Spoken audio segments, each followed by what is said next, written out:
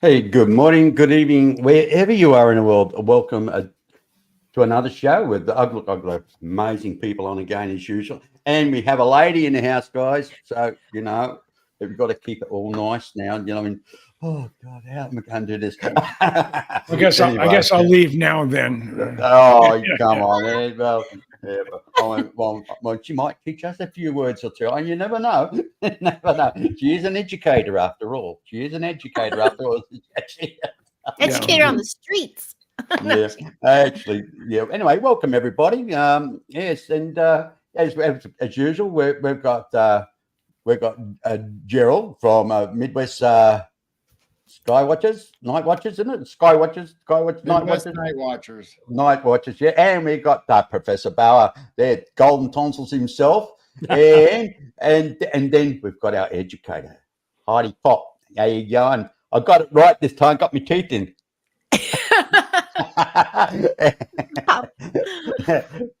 Goes the weasel, I say, yeah.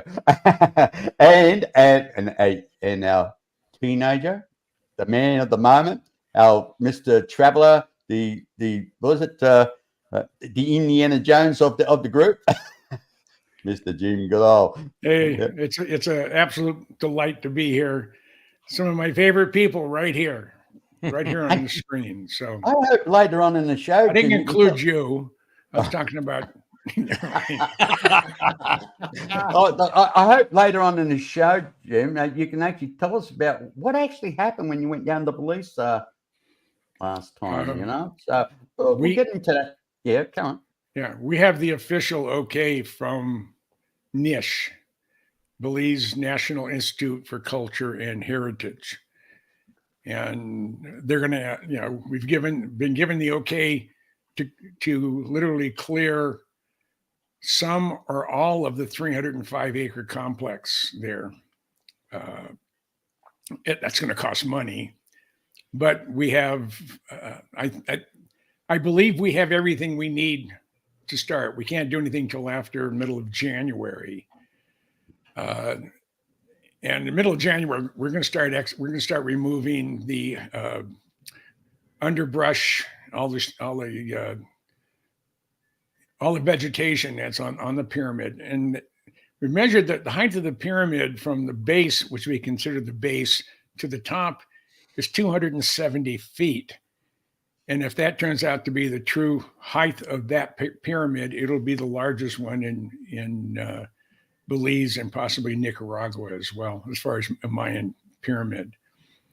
And it's Alfredo, his brother, who is the docent for Ishbin-Ka, which is the pyramid complex, and their chief legal person, who's an attorney.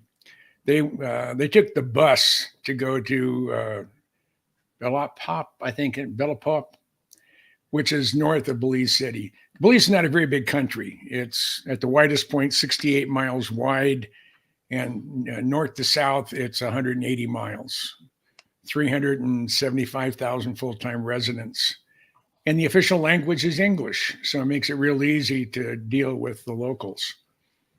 It's very expensive. Gas is $12 to $13 a gallon.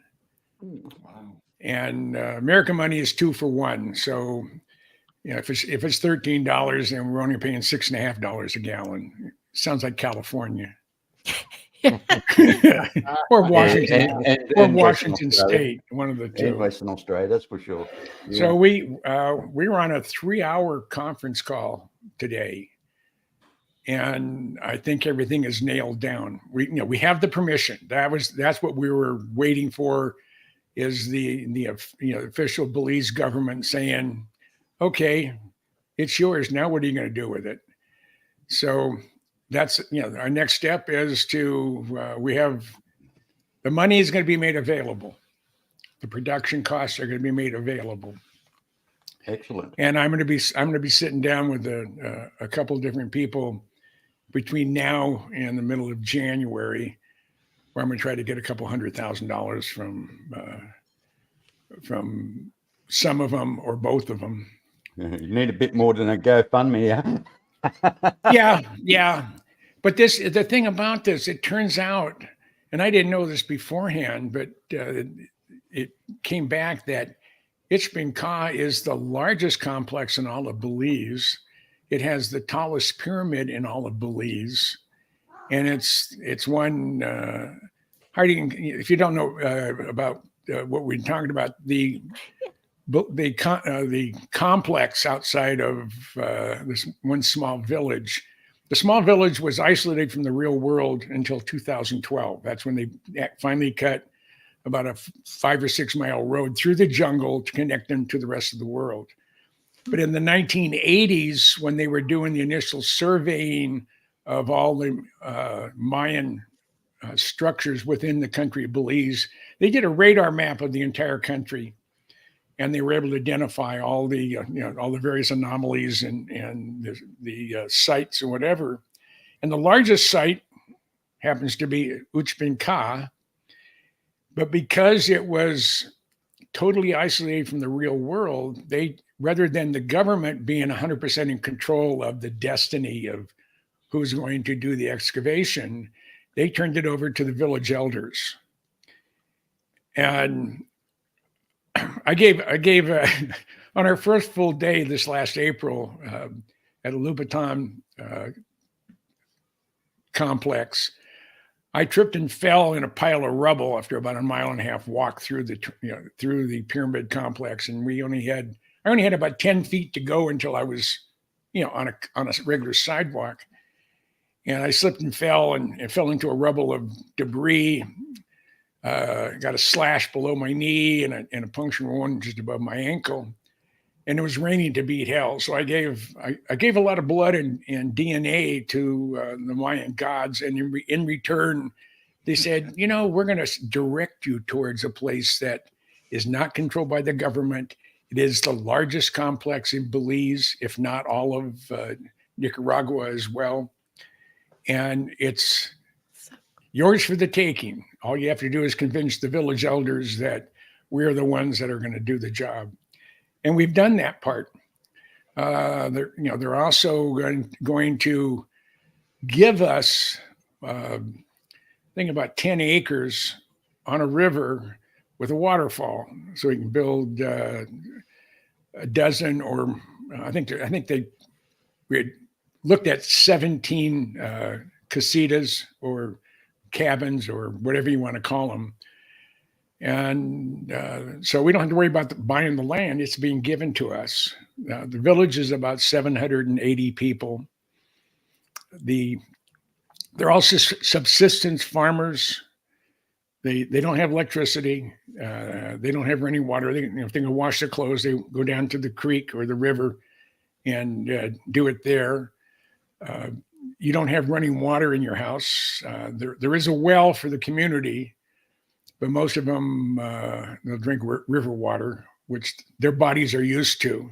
I know when I got the slash and the puncture wound, every doctor that I saw or medical person I saw, under no circumstances do you go in the water, because you're going to come back in 6 months. You'll be swamp creature.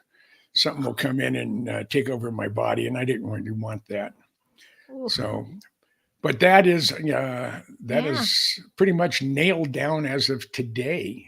So I'm really, really pleased. Congrats. Yeah. I know a Congratulations. bunch of kids that would volunteer to help clean it up if you need. Yeah. Well, the thing about now, I was there for 2 weeks in April, and we were there for a week this last the 13th through the 17th of November, and I've never been bitten by anything, bug wise. John, a gentleman named John, who owns 7,000 acres outside of Punta Gorda, and it's all jungle.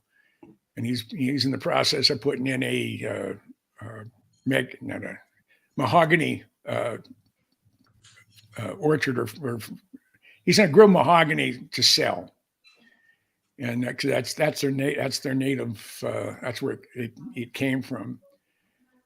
And I asked John. I said, how many critters have you encountered since you've been down here for the last almost 40 years? And he said, I've never seen a jaguar. He said, I've seen 3 snakes in 40 years, and this is tramping through the jungle, and a few bugs here and there, and that's about it. And Dewey pyramids are power plants, not tombs, as reported. They do produce energy. We actually threw a a triplex meter on some stones, and it went so we're not sure exactly why it did what it did, and not every stone that we tested gave a reading, but no one's gone in there and done any testing. Is this a transmitter or receiving site? How do they get the information out to the public? Oh, you're looking at The chat, people just shoving stuff up there, Jim. Yeah. I don't want to interfere you while you're talking. I just let them know they're being acknowledged. That's all. So that's where I'm at, and I'll give it back to Terry. Well, moi. Anyway, actually, I wanted to talk about. Start off the conversation. Well, that was wonderful, James. Thank you very much for sharing that. It's I wish I was going with you. I really do. I mean, yeah. How do we invest? I could really do that. What would you say, Gerald? Yeah. I said, how do we invest? I want to buy some shares into this project. Well, it's going to be exciting. We figure our budget for everything we want to do is going to cost us. The total bill will be $3.5 to $5 million to do everything we want to do. And I think once we get the first season of the excavation of Uchbin Ka, then we'll probably be self-funded. I gather there'll be a documentary following it to help fund it, I suppose. Yeah, we're gonna do a documentary. Are we going to do 9, 12? How many? We're not sure. It depends on the availability of good video. Now, Michael Roser, and when we were there in April, he had a high definition video camera, and he did a lot of shooting. So that would be sort of like B roll. And then the film crew that's going to be coming in, they're going to use, I think, 5K or 6K cameras, so it's really, really high resolution. We're going to go in there with a LiDAR drone, and then an aerial radar mapping. We'll have ground penetrating radar. Now, there's speculation that there are tunnels underneath the pyramids. That's a recent discovery. Well, being that we're one of the that particular site that we're involved in is the largest site in all of Belize. They believe the oldest site in all of Belize, and it has the tallest pyramids in all of Belize. And how I was left just to sit there in the jungle and collect overburden is beyond me. But like I said, it wasn't until 2012 that there was actual road cut into the village. So, and there's like 780 or so. There's Alfredo, who's the mayor. I said we have 173 healthy, able-bodied males that are ready to start working today. So, and I asked him. I said, okay. I asked Juan. I said, oh no, Jose. That's what it is. I said, how long do you think it'll take to clear the mountain or clear this particular pyramid? He said, 2.5, 3 weeks, and it'll be clear. I mean, it'll be clear all the way down to the base. Now we have to cut a road in. There's what they call a trail, if you want to call it that.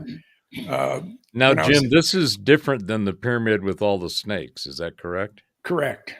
Yeah. That's the one we'll throw Terry into if we can. Well, I thought you said that was the one that you really wanted to do. No, I don't like snakes. Yeah, I've been married to a couple, so. Yeah. Oh my! But not the sweet woman I'm married to today. She's really special. So, and not short school bus special either. So, hey Jim. Yeah. What was that, Gerald? When you guys make your discoveries, who has the rights to all the information and all the artifacts that you might find? The village owns the village and the wait a second. The village has full control of the artifacts. If they're going to sell them, then yeah, thanks.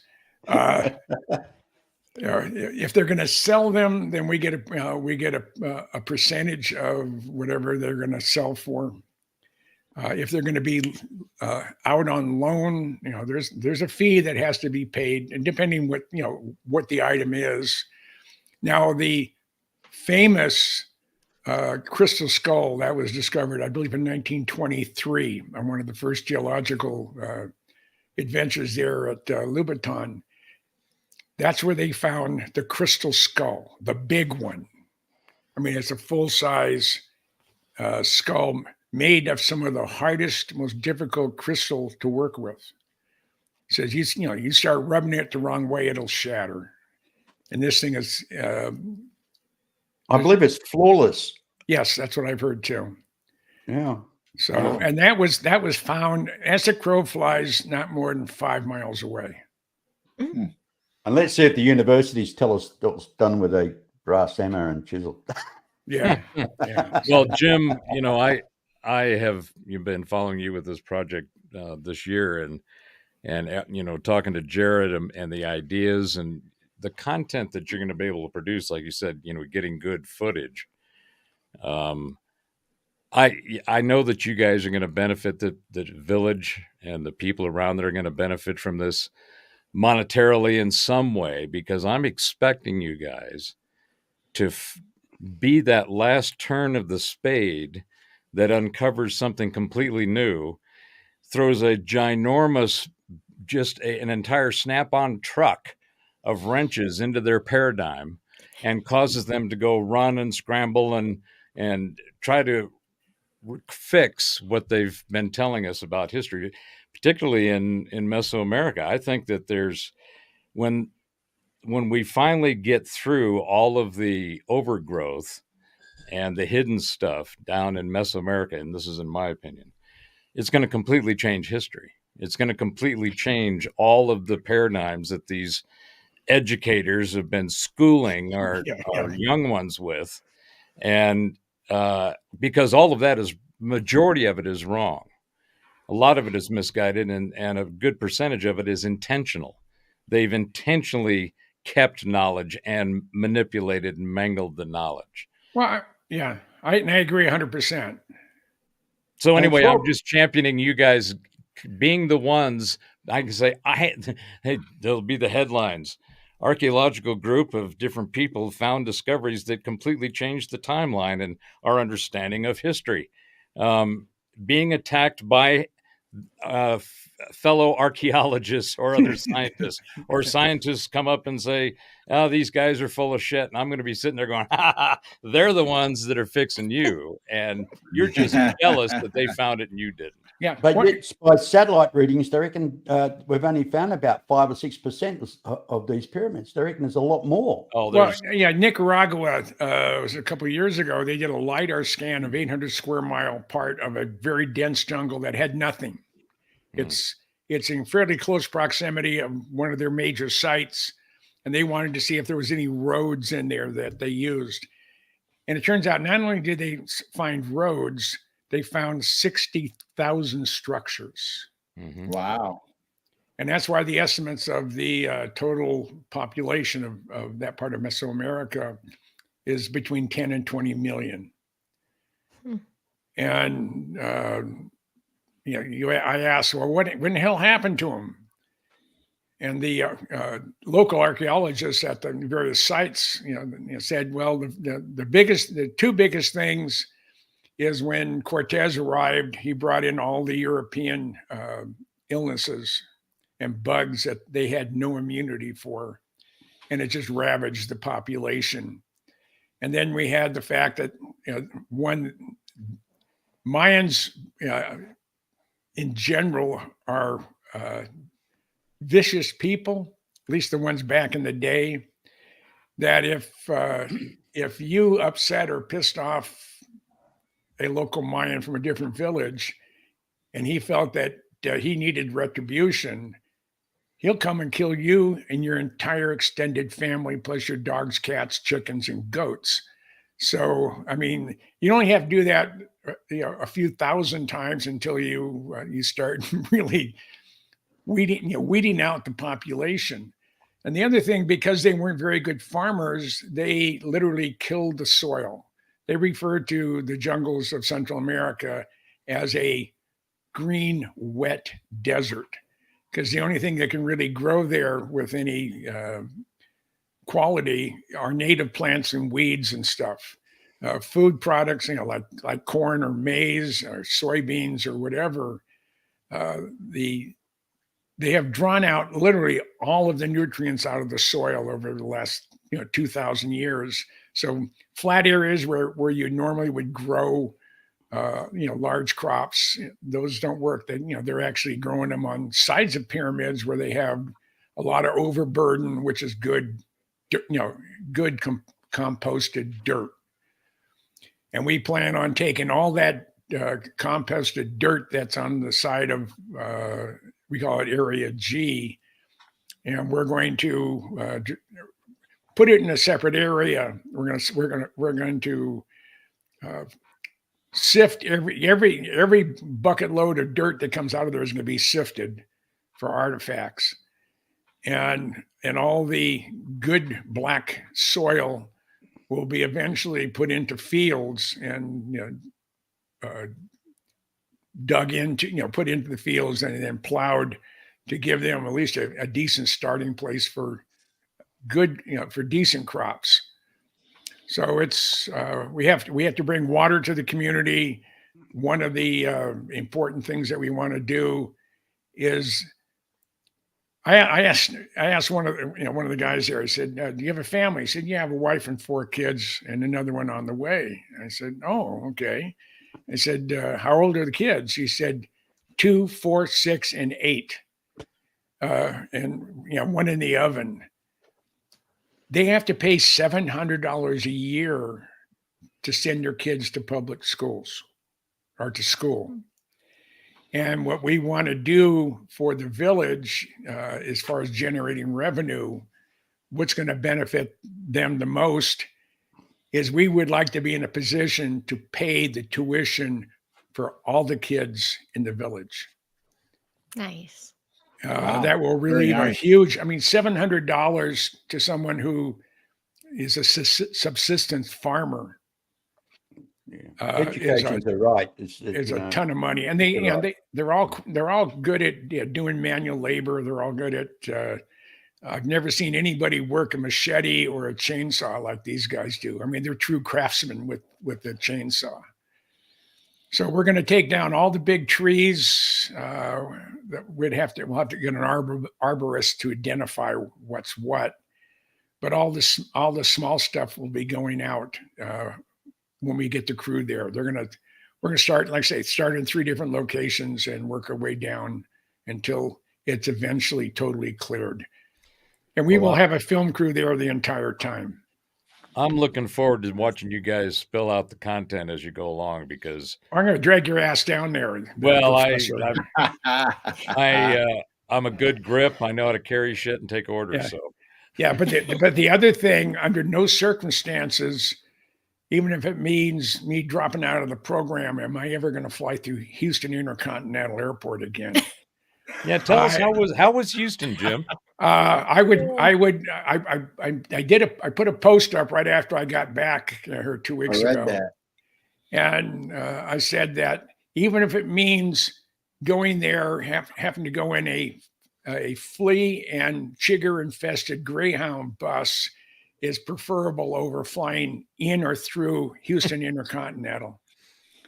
And I got pulled out and sent down into the lower bowels of Houston Intercontinental when they're checking me in, going through customs. And he said, what'd you eat last night? What'd you have for breakfast today? And I said, I had fish the night before, and I said, I had breakfast this morning. Well, do you have anything else? I said, yeah, I had pizza at the airport. Oh, what kind of pizza? I just kind of a strange question to ask. I said, pepperoni. He said, you said pepperoni? I said, yes. So it goes like this. Another guy comes and gets me. I go down and like 4 flights of real long escalators. We get down to the bottom. I got to take, I've already gone through security. So I take my shoes off, my belt. I had a knee brace, had to take that off. They swab my hands and everything else for explosives. I said, what in the hell gives? And he said, well, pork products are forbidden from coming into the country. And I mean, I'm just really getting pissed because I'm thinking I'm going to miss my airplane. I said, well, you want me to take a dump right here? I'll get rid of it. And he sort of looked at me like, I've heard enough of your protest. So I just gritted my teeth. And then I finally get up to the B terminal. It's shaped like a Y. I'm coming down at the foot. I look at the reader board and it says flight 6060 Houston to Phoenix, gate B86. So this is as far as way as you can get from where I'm at. And I go all the way down to that area and I see gates B83, 84, 85, 87, 88. I said, where's gate B? I mean, B86. Oh, we don't have one. What? So I'm talking to the lady at the gate, one of the gates, and I said, okay, where's 6060 flying out of? And she punches in, oh, that's B73. That's in the other part of the terminal. So I walk all the way back out and go all the way back, get there. I'm there about an hour, and it's up in the board on the gate, and all of a sudden it's gone.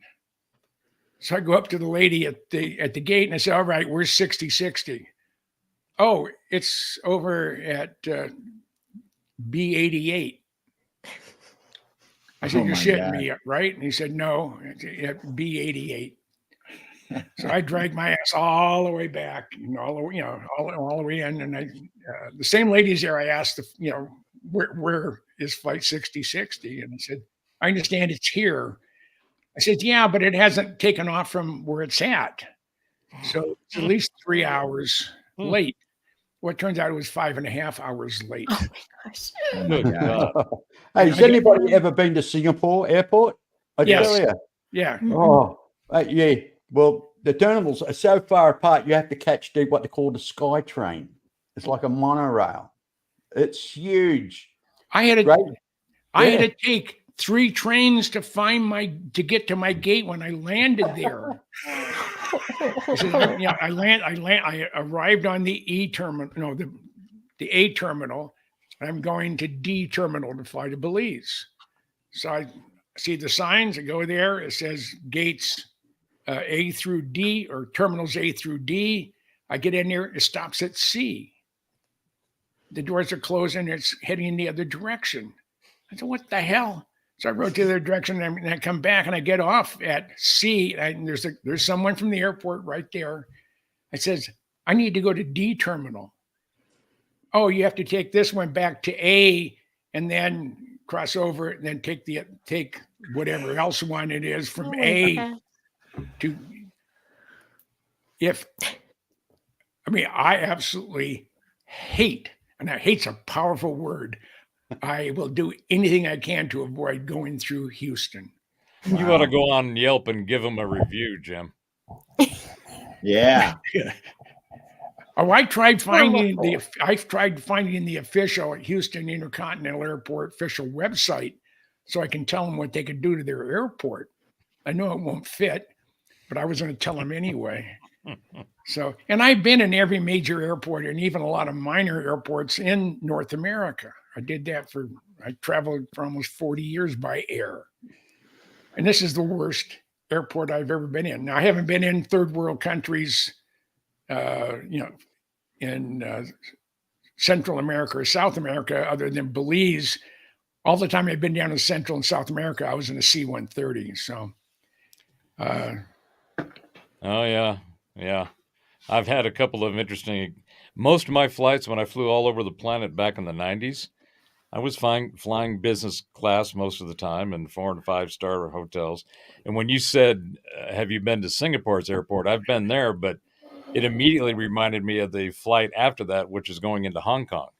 And that airport, that's one of those ones where they've got a very short the old airport. Yeah, and you have to go in, and they tell you, "We're going to drop.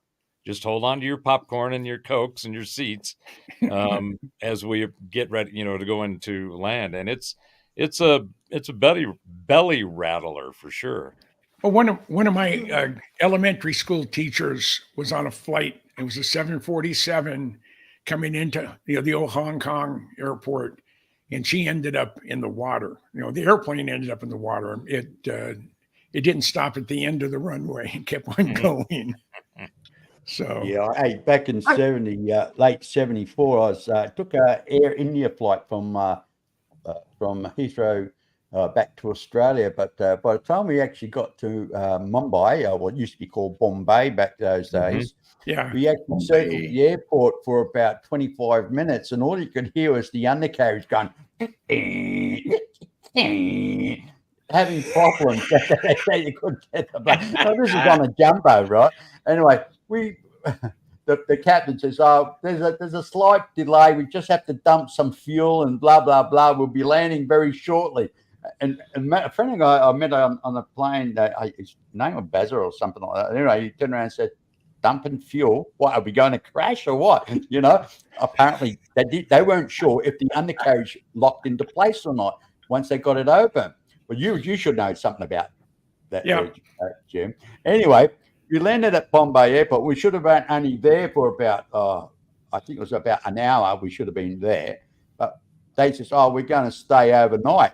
They're doing maintenance on the plane." Well, don't they have another plane to take us out? No. So they put us in this hotel. Now, I don't know if you've been to Bombay or Mumbai. You've got this beautiful airport, and I'm talking, it's gorgeous. Everything's made out of polished marble, and it's like decadent at its best. Around the airport, it's slums, right up to the runway.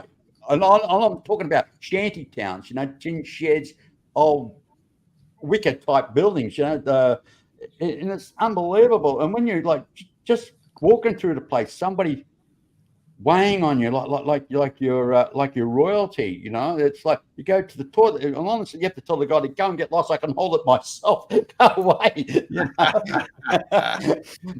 It's crazy. I mean, really great. Anyway, we end up these two guys I was with, they actually they work for the Australian Embassy on contracting for promotion for tourism for Australia.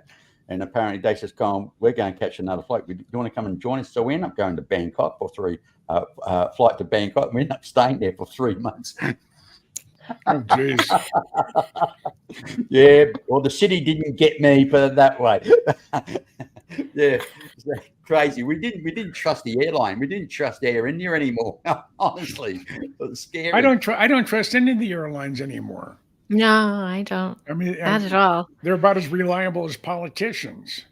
I think they're remote controlled too. I feel like they're remote controlled. I just remember the good old days when I was a little girl and me and my sister had matching little outfits and my mom walked us to the gate and just shoved us off to the grandparents for like a month. And then they sent us back. Like we could just go gate to gate. And then I used to love to travel, like Burbank Airport's easy. But before, when kids came, well, I should say we had a horror ride 2 years ago coming out of Florida to come back to LA. I had a 4.5 hour panic attack. It was doing the crazy dips, really bad turbulence. Someone threw up. Everything's all over the place, but no one came over the loudspeaker. Like there was, and the two stewards were walking back and forth very robotically. Drinks as people are like, and I'm like, these people aren't even present. And then the only time we ever heard him was when we we're about to land into Los Angeles International. And I was just like, the movie Airplane was sweat pouring out of me. And I'm just like, we drove cross country last year. We're like, we're done. If it's I'm with very if it's disappointed. within 1,000 miles, I'll drive. Yeah, Yeah. we covered 16 states. We were Yeah. like, Well, my, Well, my, just gonna do it again. my last road Oh, my last road trip when I went to visit the professor, I went 5,260 miles in 3 weeks. And my car got 24.5 miles to the gallon. And my average speed was 67.4 miles an hour for the he drives entire a dream. trip. He's got a dream machine, believe me. Yeah. When I was waiting for him to arrive, I started looking up and down the street, and I kept seeing this gray-haired guy driving this vet going up and back and around the street. And I'm going, hey, I only went up there once and came back and then realized you were at the other side of the street. I have 185 mile an hour Corvette. Oh, wow. That's my Okay. Beautiful. Dream And I machine. have 102,400 miles on it as of today. Wow. I drive it. It's 2010. I drive it everywhere, and I love it. As What fast color? as you drive, Jim, you might want to trade that in for a Hellcat. No, I get 24 miles to the gallon with this thing. I got a buddy of mine who has a Hellcat in Hawaii, and he said if I take it easy in town, I get about 12. But if I crank it up to the 715 or 718 horsepower, I get about 6. And gas is just too damn expensive. And no, I mean, if this Belize thing comes to fruition, I'm going to get a C8 Z06, and it's 1,100. Well, I guess the ZR1's going to be 1,100 horsepower. And Susie B, how's it going? Yeah, g'day. Welcome, Well- Susie. well, I got to tell you that, anything that gets me where I'm going in a reasonable amount of time in one piece, both directions, I've come to have more appreciation for. Yeah. Being able to have something that's really nice and has all of the accoutrements you might want in whatever 4-wheel excursion you're going to go on. I think Heidi was kind of alluding this when I think you said that after your trip, you said, that's it, that's enough. Don't want to go out there and basically do that. I've never, well, not never, about 30 years or so ago is when I stopped the whole holiday travel thing. Mhm. I'm not going to jump on a plane, and I may drive somewhere, but even that's last resort. But going out and getting amongst the masses that are out there trying to mingle for the merry, it's like, yeah, there's too many of them that are sketchy. A lot of them don't look like they're very trustworthy. And there seems to be more and more of this just congestion and chaos that happens when you try to go anywhere and do anything. So I'm a big bunker fan. I like my man cave and my domicile that I've decked out so that being in it is enjoyable. It's not something where I feel like I'm enclosed. It's a comfortable place. Yeah, I mean, and so since it's just me and my pups, we all know how to navigate each other through the day and all of that. But I really think that, like, my daughters live in Atlanta, and I just had my third. I didn't have my youngest daughter had her first child, so I have my third grandchild, and I really want to get out there and see him. So they said, "Well, we know you don't travel during the holidays, Dad. When can you get out here?" And I said, "Well, you've got Rowan, my newest grandchild. Her birthday's the beginning of April, and then my two grandsons are 4 days apart in May." It's like, well, maybe I'll go in the middle and catch all of them.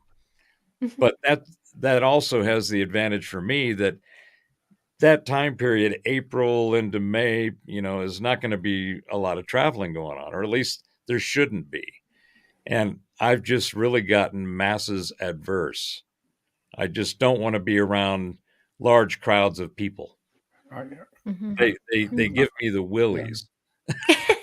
Yes, And this is from somebody who just absolutely loved and went to California Jam in 1974. And it was, I think, 300,000 of us out there. Wow. But yeah, and I think for the most part, it's because of the crap that's going on out in society. We have a lot of adverse, stinky, piles of fecal matter everywhere, figuratively and literally. And we're seeing more and more of it coming out of our schooling system. Well, we've got an educator. He can tell you more about that. I'm sure. Well, I thought I would, toss that in because it's been one of my. Let's get it right. grabs. As Professor would say, you'll throw the turd on the table. Toss it on the table and here, Heidi, pick it up by the clean end. Okay, Heidi. What have you got to say about this? Now, what do you got to say about introduction in that? How about that? Sounds like a science experiment. We can learn from it. Right? What do you think about the system, Heidi? I think the old system and the Rockefeller system is collapsing and it needs to collapse. But I think what's happening is there's probably these generations now that are moving on up that are not only awakening, but were raised by like the first preppers and, doomsday's coming. And I don't know, these kids are starting to grow up because these parents that find us at our little learning center know there's something else. They're ready to try something different. And there's a lot of them. Like I'm having conversations with 8 and 9-year-olds, and you were talking earlier about history, and they just start conversations about the moon. It's not a moon, that's a satellite. And then there's a 9-year-old going, yeah, but did you hear who's the cameraman? Like they're talking back and forth. And my assistant and I are just like, well, at least they're thinking things through. But they're aware that what's being told out here is a lot of show. And I think it's coming from their parents. A lot of their parents are like, this isn't right. We need to change the system. But I think they're also just coming in bright lights. They're just coming in ready to flip the whole system themselves. These kids are, when they can be, I'm treading scary waters here, but you can see how Big Pharma gets involved and a lot of the lights go out. And I think that goes hand in hand. So some of these kids I'm fortunate enough to work with that have not been maimed by Big Pharma, or they either are looking for alternatives to clean themselves up from Big Pharma. But there's a lot of conversation that happens with kids today that I don't think happen in the regular school system. And for some that aren't aware, I'm at an enrichment learning center. It's a lot of homeschools. We meet a couple days a week. We follow Rudolf Steiner's curriculum. It's very Waldorfy, but it's all about energy and the mind, body, will, and frequencies, and like the good stuff, the juicy stuff, and all of academia. the sentient self-awareness stuff that they are is completely suppressed in the current model. Mhm. Yeah, Yeah, and and you we're getting also more. They're all and coming. also too, you're told what to learn, and if you kind of go No, you're told outside what the to curriculum, you're told what to remember. They're yeah, teaching you not to think. that's exactly right. You know, you Yeah. question something, they say, hey, you're not here to question it. You're here to because you're learning exactly the same thing the guy next to you is learning, and somebody else. I mean, you're not really expanding your mind at Well, all. it's designed like a manufacturing uh, process production line. You're just You another brick in the wall. you get a stamp of a silo of information that is then you as long as you regurgitate what you were told what to think because they completely removed how to think and they Mhm. replace it with what to think. So they've Mhm. given you the information they want you to retain and regurgitate so that you can Mhm. be registered with some stamped piece of paper. So Oh I'm Yeah. yeah, really interested, Heidi. it What is a reminds me of that old movie. You know, Obey. You know, Oh you yeah, know. well Yeah, I don't exactly. see that. That's exactly right. Heidi, what's the curriculum like at where you teach? Steiner is so aware of the developing child. Like it's very like I'm happen to be with third graders, and we loop the kids. I'm with the third graders. I'll be with them till eighth grade, the same kids. So that's a very Steiner thing too. The educator Hmm. grows with the child. But they go through the developmental stages. So when they're doing the 9-year change, it's a very big developmental year, and that's what this grade is. It's when the child first understands, like they separate themselves. They're like, whoa, I'm a part of this universe. Like it's not just my universe, like a little kid or Mm. fairies. They're aware of their mortality. They become aware of their parents' mortality. It gets a little morbid.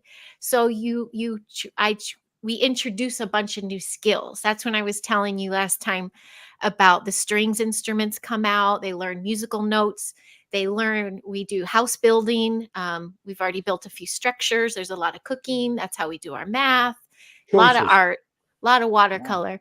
And it's like Very nice. showing their skills. And then you see where the children are shining and you lift them up. So, what one is not really, I could take or leave this, but he loves the mud. Cool, I got a job for you over there. And that's my job as the educator to guide. And Mm. that's very Steiner. I Hmm. think. And they're super critical thinkers. My daughter's in the middle school there, and everything's about teamwork and counsel and talking things through. And yeah, last year for medieval studies, they built their own catapult and like All right. weapons, and but they built them so they could figure out the science and mechanics behind it. It's very hands-on, but it's all about what is appropriate for the developing child. That's why Steiner really poo-pooed Farmer, but also, well, they didn't know about the media stuff, but today's educators are like, please refrain as long as you can from introducing media. And I just did a little episode with a friend about VR because even last year when I assisted in the fourth grade, we were doing an animal block and they advised me not to bring in my turtles. I had these box-eared sliders and stuff. Like, no, let them, they have to visualize first. They need to figure out how it moves and all it is. And when the block's over, bring them in. And it didn't sit with me for a while. And then I got it because I saw their reaction and I saw how they handled the lesson block, how in depth they thought of everything. And they didn't just look at something and copy it. They were thinking of all these, how did he breathe, sleep, feel, touch, all these things. And then they met one and they're like, oh, wow, wasn't anything like I thought, or yeah, oh yeah, it totally was. It's fascinating. It's actually quite fascinating. It sounds We like a stand back very a lot. Well, they just it sounds like a very interpersonal, individual, intentional interaction. Very much so. Mhm. So and what an incredible experience it must be for you to begin that stage with a child, with an individual, and be with it and be a part of its development because Yeah, it's special. you're seeing all of the manifestation of the individual is one of the things that's completely suppressed. You can't do it in the boxes that everybody is put in and has been put in our schooling system. It's not really an education system, in my opinion. It's schooling, and it's been mangled and manipulated for at least 40 years, if not more. And it's gotten seriously tweaked in a Oh really yeah. bad It's money way. laundering too. It's Oh, just it's money just- laundering. Make them test so they can get the money, but then you never see it in the school. Well, Go ahead, one sorry. of the arguments that I put out when this whole student loan thing became, a big meme in the social discourse was that, well, no, let me hold on a second. Let me understand something. You paid for something that that was supposed to have a value at the end, that you were supposed to be able to go do something with. And essentially in the business world, it had an ROI, return on investment, right? But it didn't work out for whatever reason. And now you want that forgiven. It's like, well, that's one of the things that they don't teach in the current school system is any economic self management skills, doing a checkbook, doing your bank balance, taking care of all the things that you need to do in order to be an individual and have some kind of sustainability in the social environment that you interact in. And they don't teach any of that. That is completely, it's like, no, you've got to be this, that, or the other. And I thought, well, first of all, the illogical, it would be a crime if we paid for it for you, because it would be a lesson you wouldn't learn. Yeah. And number two, all of these institutions are apparently selling some questionable product. And if the product doesn't deliver on what the people's paid for, what they told they were buying, where's the institution's responsibility in that? Oh, and by the way, the Harvards, the Yales, and so forth have endowments in the tens of billions of dollars. They could easily give back and help some of these poor people that were lied to and given a product that wasn't worth the paper it was stamped with. Pun intended. That's my rant.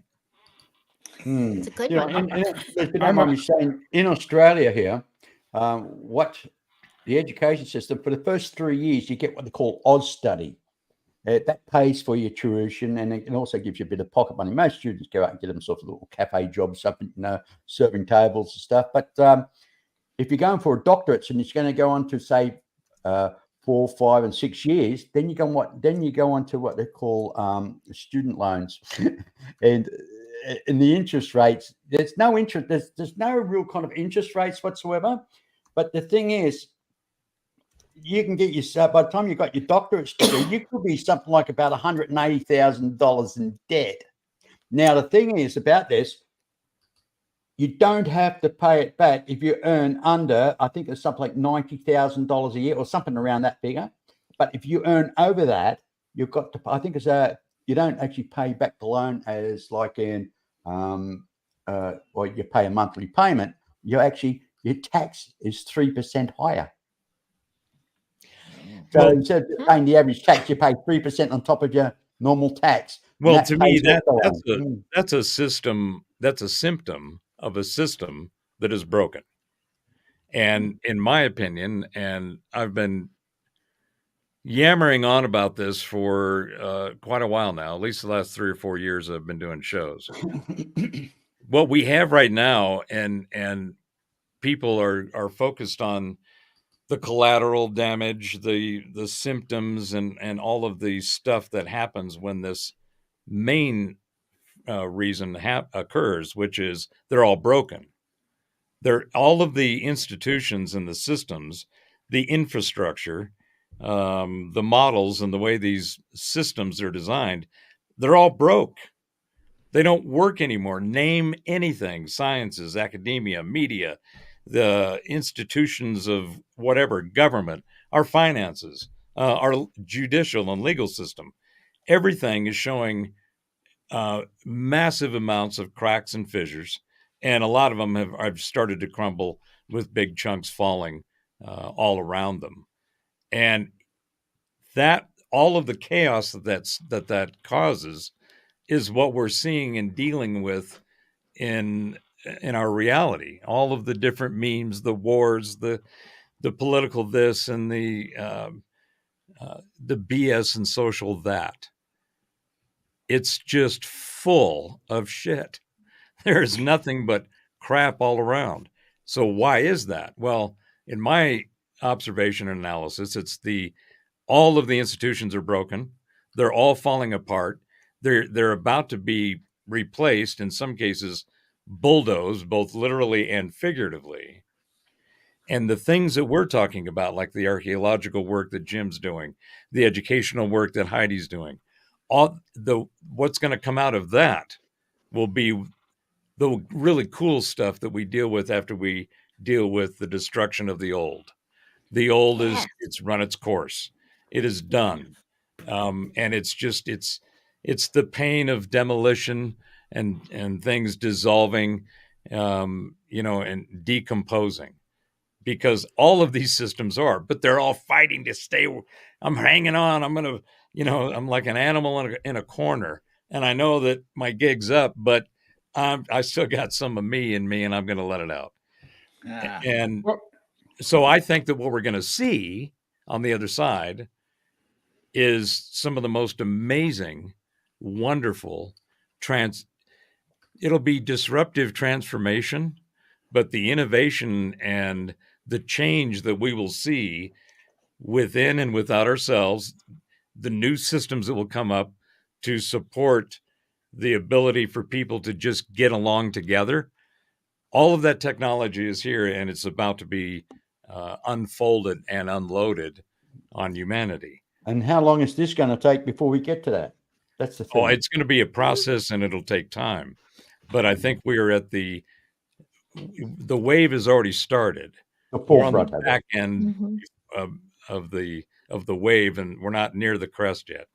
The crest is going to happen, and then we're going to float in after the crest. But that crest is coming down. It's going to wipe out a whole bunch of things, and it's going to be ugly. It's going to be painful.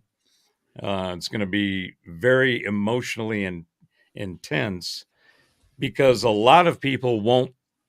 It's like in the Matrix when Morpheus said to Neo, you have to remember that when you go in there, some of them don't want to be unplugged. They are inured, they are dependent, and they would prefer to stay plugged, even to fighting to the death to stay plugged. So the awakening of the knowledge apocalypse, which is the broader term that I use for this, which means the knowledge unveiling, not apocalypse in the way that it's typically used. It's an unveiling. It's an awareness. It's an opening. It's a transparency of knowledge. And that is going to change. That's going to be the catalyst for this next change. So I think within the next 2 to 3 years, if not sooner, we're going to see the crest go over the edge. I have two comments on education, and I'm a victim of one of them. And that's what teachers get. You're not going to tell my teachers, you're not going to tell me I'm wrong, even if you are. But two things. My son was born in 1976. So he's a bicentennial baby. He was in 7th grade at the time. And I wanted to be a history teacher. I wanted to teach U.S. history. I absolutely love it. A lot of it has drifted out of my brain over the last 70 some odd years, but I still love history. And there was something in the news about the original 13 colonies, and my son was there. These are all kids that are getting good grades and smart, and they like school. I said, how many of you here can name the original 13 colonies? It was like I was asking him for the, prove Einstein's theory of relativity. I mean, they had this blank stare. I said, can you name one? And nothing. I said, have you ever, you haven't heard of Magellan, LaSalle, Sir Francis Drake? And I got to Lewis and Clark. Was it Lewis and Clark? Yeah, I think it was Lewis and Clark. And they said, well, isn't that a British rock group? And I said, it was one's Huey Lewis and the other one, I can't remember the other one I had, but Dave Clark 5. Yeah. I said, no, you were half right. So I contacted the director of curriculum at Eden Prairie Schools, which is one of the best school systems in the state of Minnesota. She is a 1968 Berkeley grad. I don't think her body has ever seen a razor or any type of makeup. Long, stringy, ugly gray hair. And I go in there, and I'm not a politically correct guy. And I told her that my dilemma, and I said, "You're not teaching our kids history." "Well, history is not important." I said, "What?" I said, "Every country in the world is telling their students what a wonderful country they are. I don't care if you're in Palestine, in Gaza, or if you're Beverly Hills. I mean, they're going to tell you that. Even I know about Drake and the Golden Hind and tobacco and yeah. She said, "Well, it's not important." I said, "This is the greatest country in the world." I said, "Well, to say that would make every other country second rate." He says, "That's how you explain 20 million illegal aliens in this country." And she's getting really frustrated. And I kept calling her sweetheart. Oh, you get that too, Jim? Oh, every time I called her dear. I mean, I was older than she was, so she has to respect me. I'm an elderly person. I wasn't then, but back then. And she finally says, Mr. Goodall says, "Our conversation is over. You have a nice day." And I walked out. And I know the principal at Eden Prairie High School. That's where my son was going to be going after 8th grade. Hang on a second. So I called him up and I said, "I got a question. Can I come to the school and go to the library and take a look at the history book that the director of curriculum says that they teach? They teach our kids about U.S. history." It was probably written by what's Jane Fonda's former husband, Hardy or Ted something Turner? like that. Pardon? Ted Turner? No, the one before that. All before that. It's a real lefty. Oh, I don't know. Yeah, so I go through it. There is no mention of the Japanese attacking the United States on December 7th. Huh. None. I looked at the chapter on Vietnam. It looked like it was written by Jane Fonda. I mean, when I got home from school, I told my wife, my first one, I said, "We got to find something different for our son James, because he's not going to get an education in Eden Prairie schools." So as it turns out, Benilde St. Margaret's, which is a good Catholic school, private school, they had just kicked out not the brothers. What do you call them? They're not priests, but they were living in a dorm like thing. So I just got distracted. Yes. So we go in there and there's room. I mean, you have to be a legacy to get your kid in there. And it turns out, like I said, there was nobody in 6th and 7th grade. So at 8th grade, he went to Benilde St. Margaret's, and it was the best decision I ever made. The president of Benilde St. Margaret's School Association, whatever the correct term was, he wasn't principal, but he was the head guy there. He said 30% of our students are not Christian, and they do a number of things they don't do in public schools. Oh, you have to have your hair has to be the color found in nature on human beings. Not you have a dress code. You have an attendance code. You have you can't be disrespectful. You're here because we're allowing you to be here, and it wasn't cheap. He said, and if you don't want to play the game, then you can go back to public schools.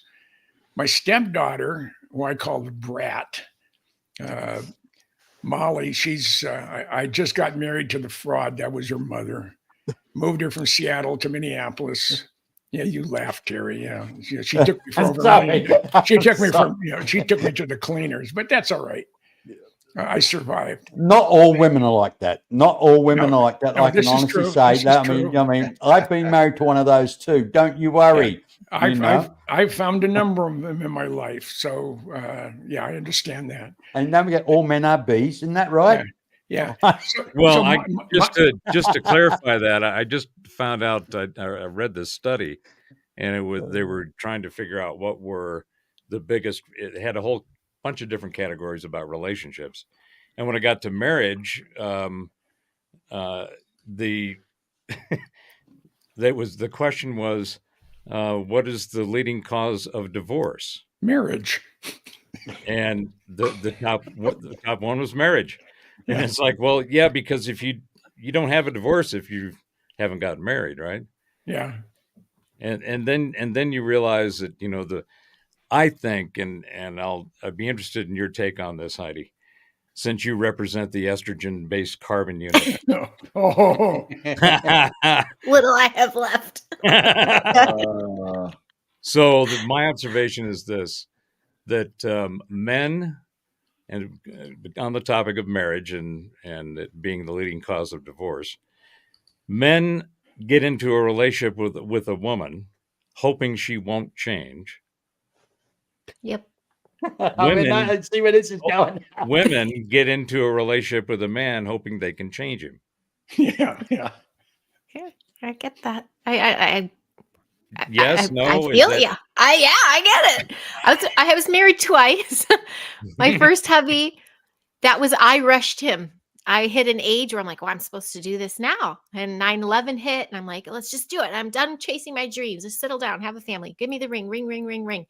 And I got the ring, and I'm like, oh shit, like it's not feeling what I thought it would.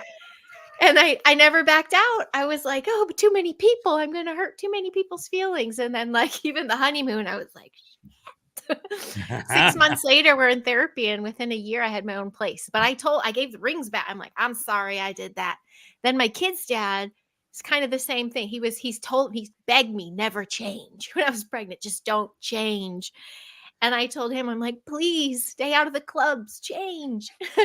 And it never worked. I had kids, and I was like, Mama Bear, like, of course I'm going to change. Mhm. And so now I have a gentle giant on my side. He lets me be me, and we just balance each other out. I'll ask each and Wait. every one of you a question. Should marriage certificates be like driver's license, renewable every 5 years? No, they should charge $100,000 for a marriage certificate, and divorces are free. Yeah. Ooh, that's good. I hadn't Yeah. thought about that. I've always thought that the entire idea and concept of the marriage union and that institution is really religious based. And when I started looking at, why do I have to be registered with the state and federal officials that I've done this? What is it? What do they got to do with it? Right? What's their responsibility? So I've been married twice. First one was that practice kind of thing. I was 21. She was 19. We went to Canada, lived on a homestead. She wasn't ready to, shuck corn and chase rabbits every day. And so we had to go back, and she went home. And in California, this is back in 79. And in California, I don't know if they still have it, but they had what they called a summary dissolution, which if you were married for 5 years or less and there was no asset claims or anything that had to Yeah. be divided, no children, all that kind of stuff, then you went to court for like $100 and they excommunicated your original marriage.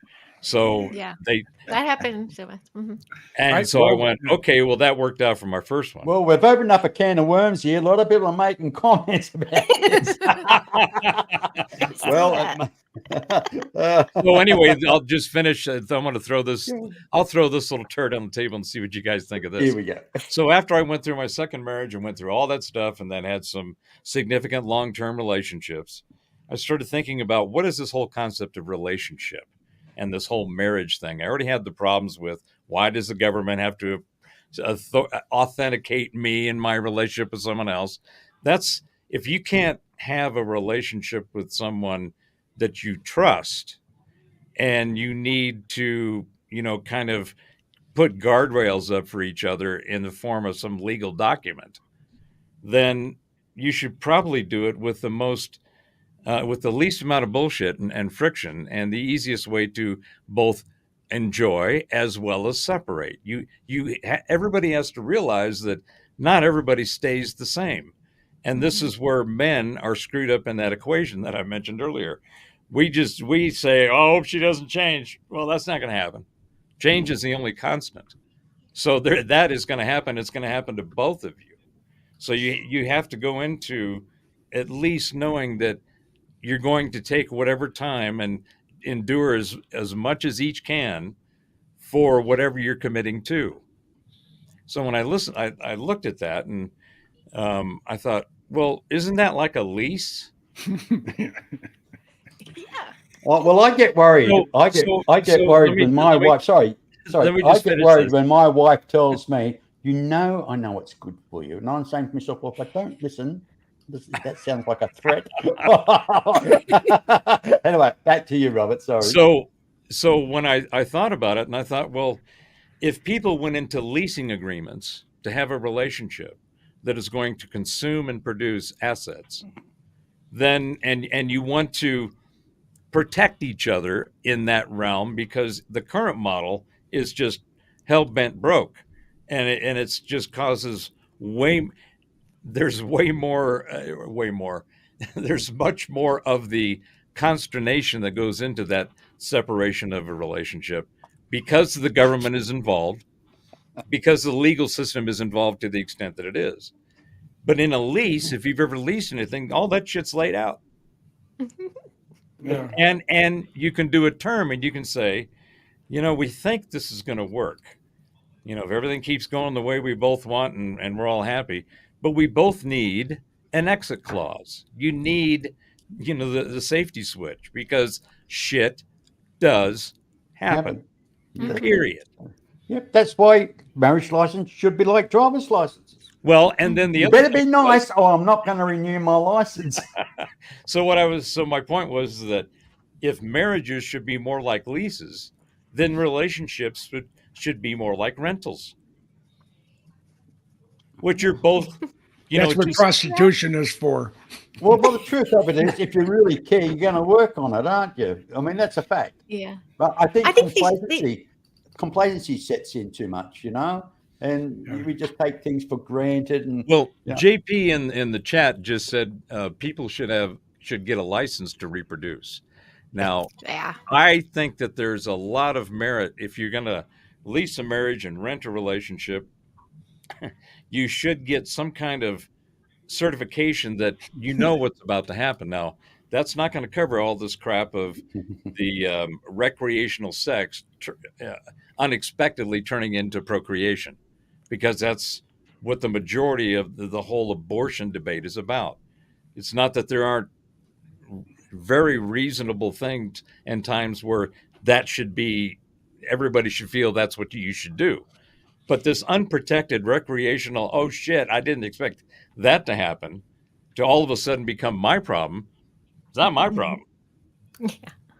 I mean, we have a system, and first of all, you took responsibility for it. Why do I have to share your responsibility? I didn't ask you to go do that. Yeah. I didn't even know you were going to do that. Hell, I didn't even know who you were. Yeah. But for some reason, there's this driving narrative that you have to. It's a societal problem, like mental health used to be back in the turn of the previous century. Yeah. The institutions, while they had all their problems, at least there was a place where It's people could called get Congress. some kind of treatment. Yeah. Because there's a lot of people out there that need that kind of attention. Yeah.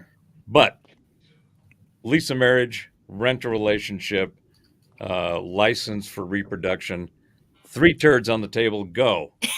Hey, Gerald. So, what's your take on all this, my friend? I mean, you've been very quiet there, taking it all in. I see it. I see the brain ticking over there, buddy. I'm listening. I mean, I'm still in the Christianity, you and your wife become one, and you're in it for the long haul, and sometimes that doesn't always work, but I feel that you need to have faith in your partner and your marriage, and I agree. if you're not 100% invested, then you're going to have all these problems like Robert and everybody talked about. I mean, it's just about how committed are you to your marriage.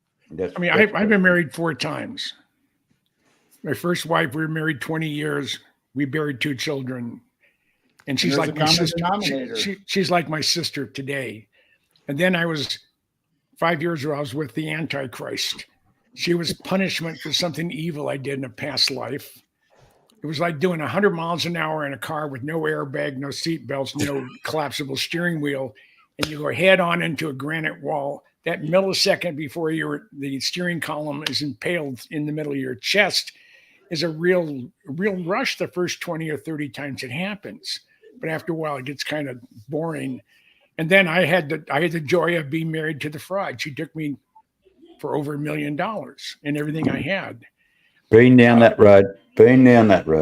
Yeah, but that was my reward for putting up with the fraud. The fraud is that I met my current wife.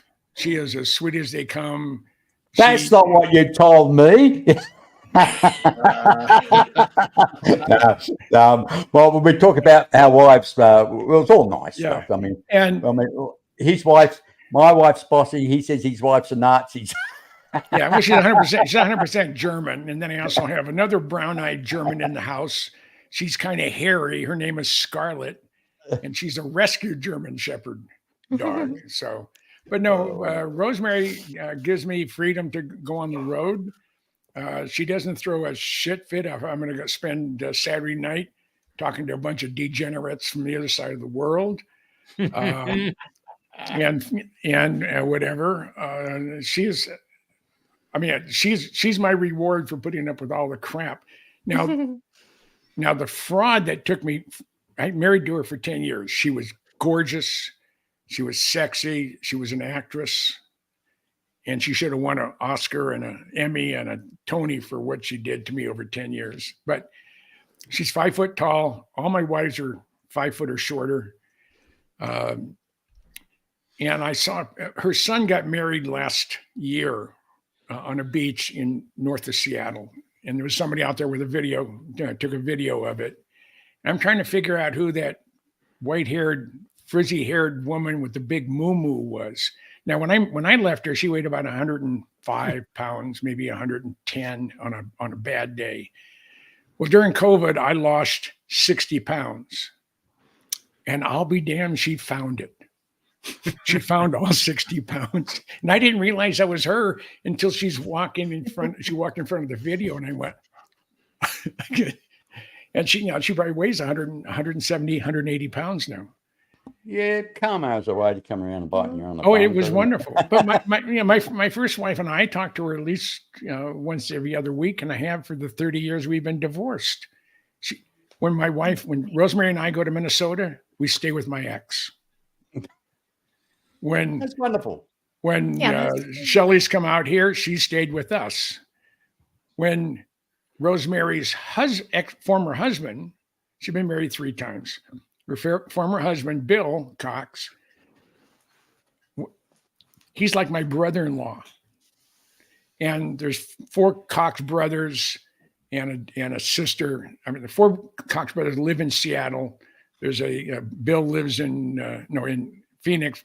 Bill lives in Seattle, and then Sister Carol lives in Chicago. And I was at a function earlier this year. There's about 25 people there. I was the only person there who didn't have the last name of Cox, C-O-X, in my name anywhere. Everybody else did. And that's my family today. And they're all, So you're saying it was a room full of cocks? Yes. Yeah. Okay. I just want to make sure. You're a disgusting human being. I'm just checking the name. Okay. No, you're just quoting. Yeah. But my wife, Rosemary and I, we laugh a lot. I go out of my way. I try to be as good a husband as I can be. When I'm on the road, I call her in the morning. I call her midday. I call her in the afternoon. I call her in the evening, and I call her before I go to bed. Even when I was down in Belize, I'd call her. And I had a very, very dear friend who lives in Fallbrook. I lost track of him for 40 some odd years. And about 2016, I figured I was going to look for him. So I punched in his name and boom, there he came up. But there was no phone number. And Don and I always had a very special relationship because he would think something and I would say it and vice versa.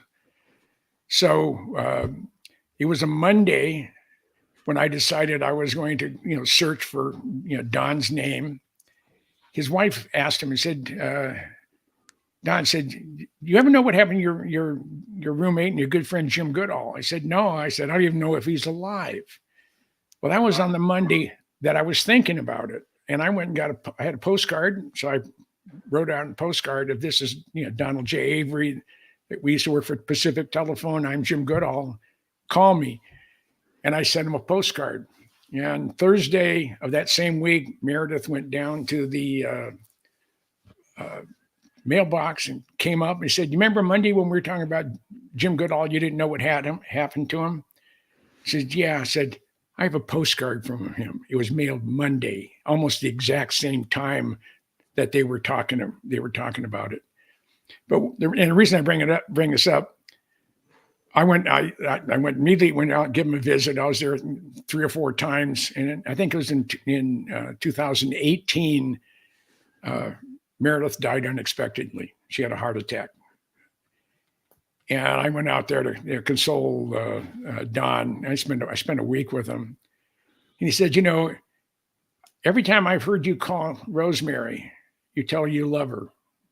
He said, "How many times a day do you tell? How many times do you say I love you to your wife?"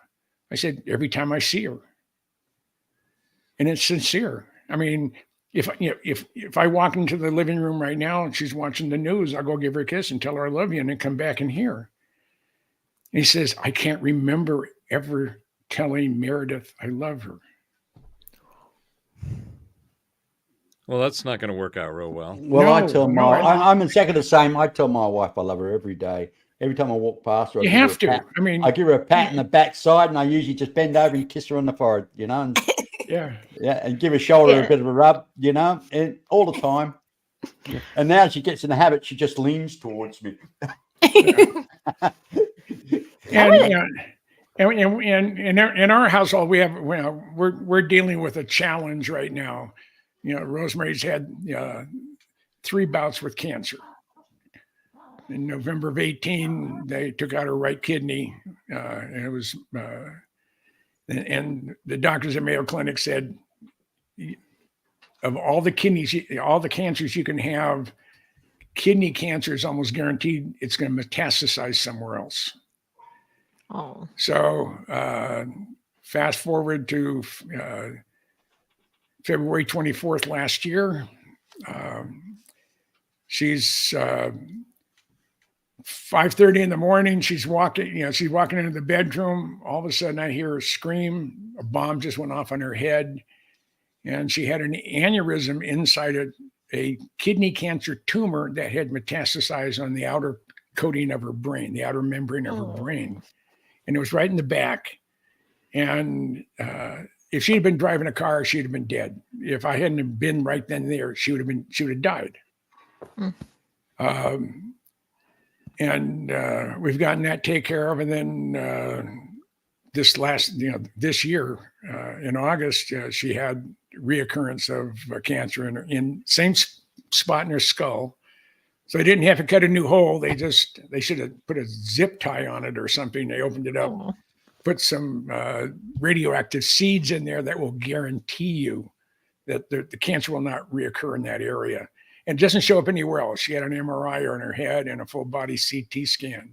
But she keeps telling me, "What are you going to do if I'm not here?" And I know I'm going to live over 100. That's in my head. I know that's going to happen. I said, as long as Scarlett's alive, she's our rescue German Shepherd, and she's a beautiful girl. I said, I'm going to live in this house. And that's my backyard right behind me.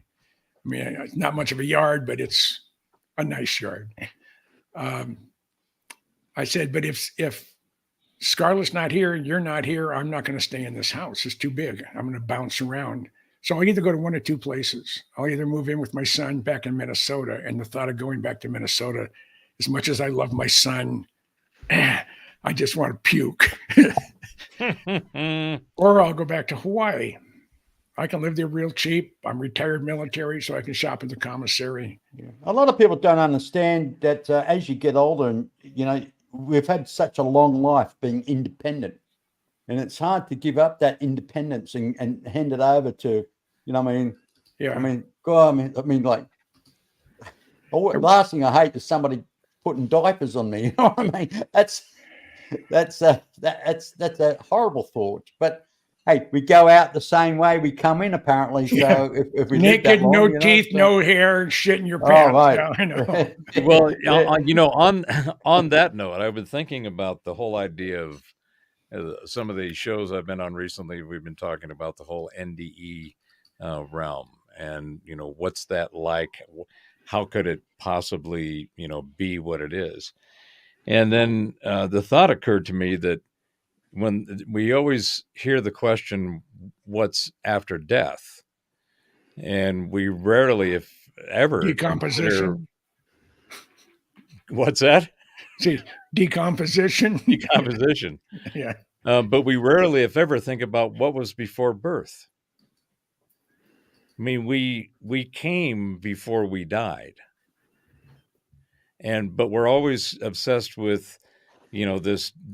Now that we're here, shit. When this ends, what's that all about? Which is, obviously the most important question. But I think a lot of that answer to that question, or at least illumination of it, would be thinking about, well, what was before you were here? Wouldn't it be the same thing? Are they two different things? I don't know. But it seems like the unknown and the abyss that are attributes of how we characterize death and birth are the same. Somehow, all of a sudden, from somewhere, this came. When the death occurs, or what we define as death, it's going to be along the same kind of lines. Most likely, you will just either blink out, or you'll be broke out, or whatever that is. But there's apparently this transitional state. So when I started thinking about it, I thought, well, based on my accumulated characteristics of reality, if everything is a frequency, and consciousness is the reason that the universe exists, so consciousness has habit and nature and attributes, and there's no definition in the scientific community, the hallowed halls of academia and the knowledge owners. Consciousness is the one thing that's a hard problem in all of the mechanistic physics that we currently understand our world, or are told how our world is. And it's all in this mechanistic model, completely disregards the ether, which is where the consciousness is. And consciousness has become what each science discipline calls the hard problem, because there is no definition of it. There is no delineation and distinction other than the individual empirical experience of this thing called awareness. And there's apparently a band that's very common that we all inhabit. Otherwise, we wouldn't be doing what we're doing now. Mm-hmm. We're all functioning in this frequency field through the individual stamps that we are of the consciousness that we are the result of. So the key is to think about it as, what are the characteristics of consciousness? Seems to be always on, has different levels and delineations in our experience, but at a minimum, it appears to be constantly in motion. It's always moving. And directionally, you can assign it however you want. It can be expanding and moving. But at a minimum, there seems to be a constant forward motion of consciousness. And since consciousness is expressed in what we see and interact with in this universe, in this reality is based on energy. And now all of the different delineations of higher models of physics have now all agreed that nothing is solid, everything is in a wave state, and a wave is something that something does, not what something is, because frequencies are constantly moving. The whole Tesla think of energy, vibration, and frequency is exactly right. That is how simple the subtlety and the profundity of that reality is. It's that simple. The mechanistic models that we have now are looking at it and trying to figure it, use a bunch of complex ways in which to try to go at the problem. What kind of tools and toys and techniques and technology and telemetry can we come up with to help us explain that which we don't know? So the simplicity of it is that the habit and nature of consciousness is in constant motion, which appears to be constantly creating. There's always more. There's always a push and a movement forward of novelty, new things. So that seems to be what's happening in consciousness. No identity, source, anything else. This is simply observational about how does consciousness seem to function. Well, if consciousness is, we wouldn't have reality without it. We And wouldn't know we are in a reality unless we were conscious. And are we real? Are we simulated? Are we a giant, pinball video game up there? And So your that's reality is like not my reality. So does your reality really exist? Question. Mhm. Well, the only thing that you know is that the unique frequency stamp that makes you who you are, it's your mind, it's not your body, it's the mind, because everything's in frequencies as they materialize. But what we think of is that consciousness energy is something that's in a realm that we only experience, but we haven't built the stuff to go look at yet. Yeah. And all If the you don't experience neurobiology. it doesn't happen. Exactly. Right. So Well, what that's the thing about science. Yeah. Yeah. The whole thing with the quantum X models is that if it can't be observed, it has to be mathematically modeled. It's like, well, the model doesn't guarantee anything. It simply is the latest understanding of quantities and formulas and, crafty calculations that people work with. And they still come up with stuff that all of it is subjective, basically. So if consciousness has a characteristic of constant motion and it expresses that motion in what we call energy, and energy is a huge, unbelievable, vast, maybe infinite fields of energy and frequency.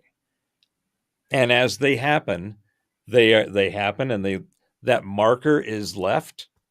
That's where our memories are. That's why we're able to go back in time and non-locality, because that frequency that happened on that event left its own unique signature.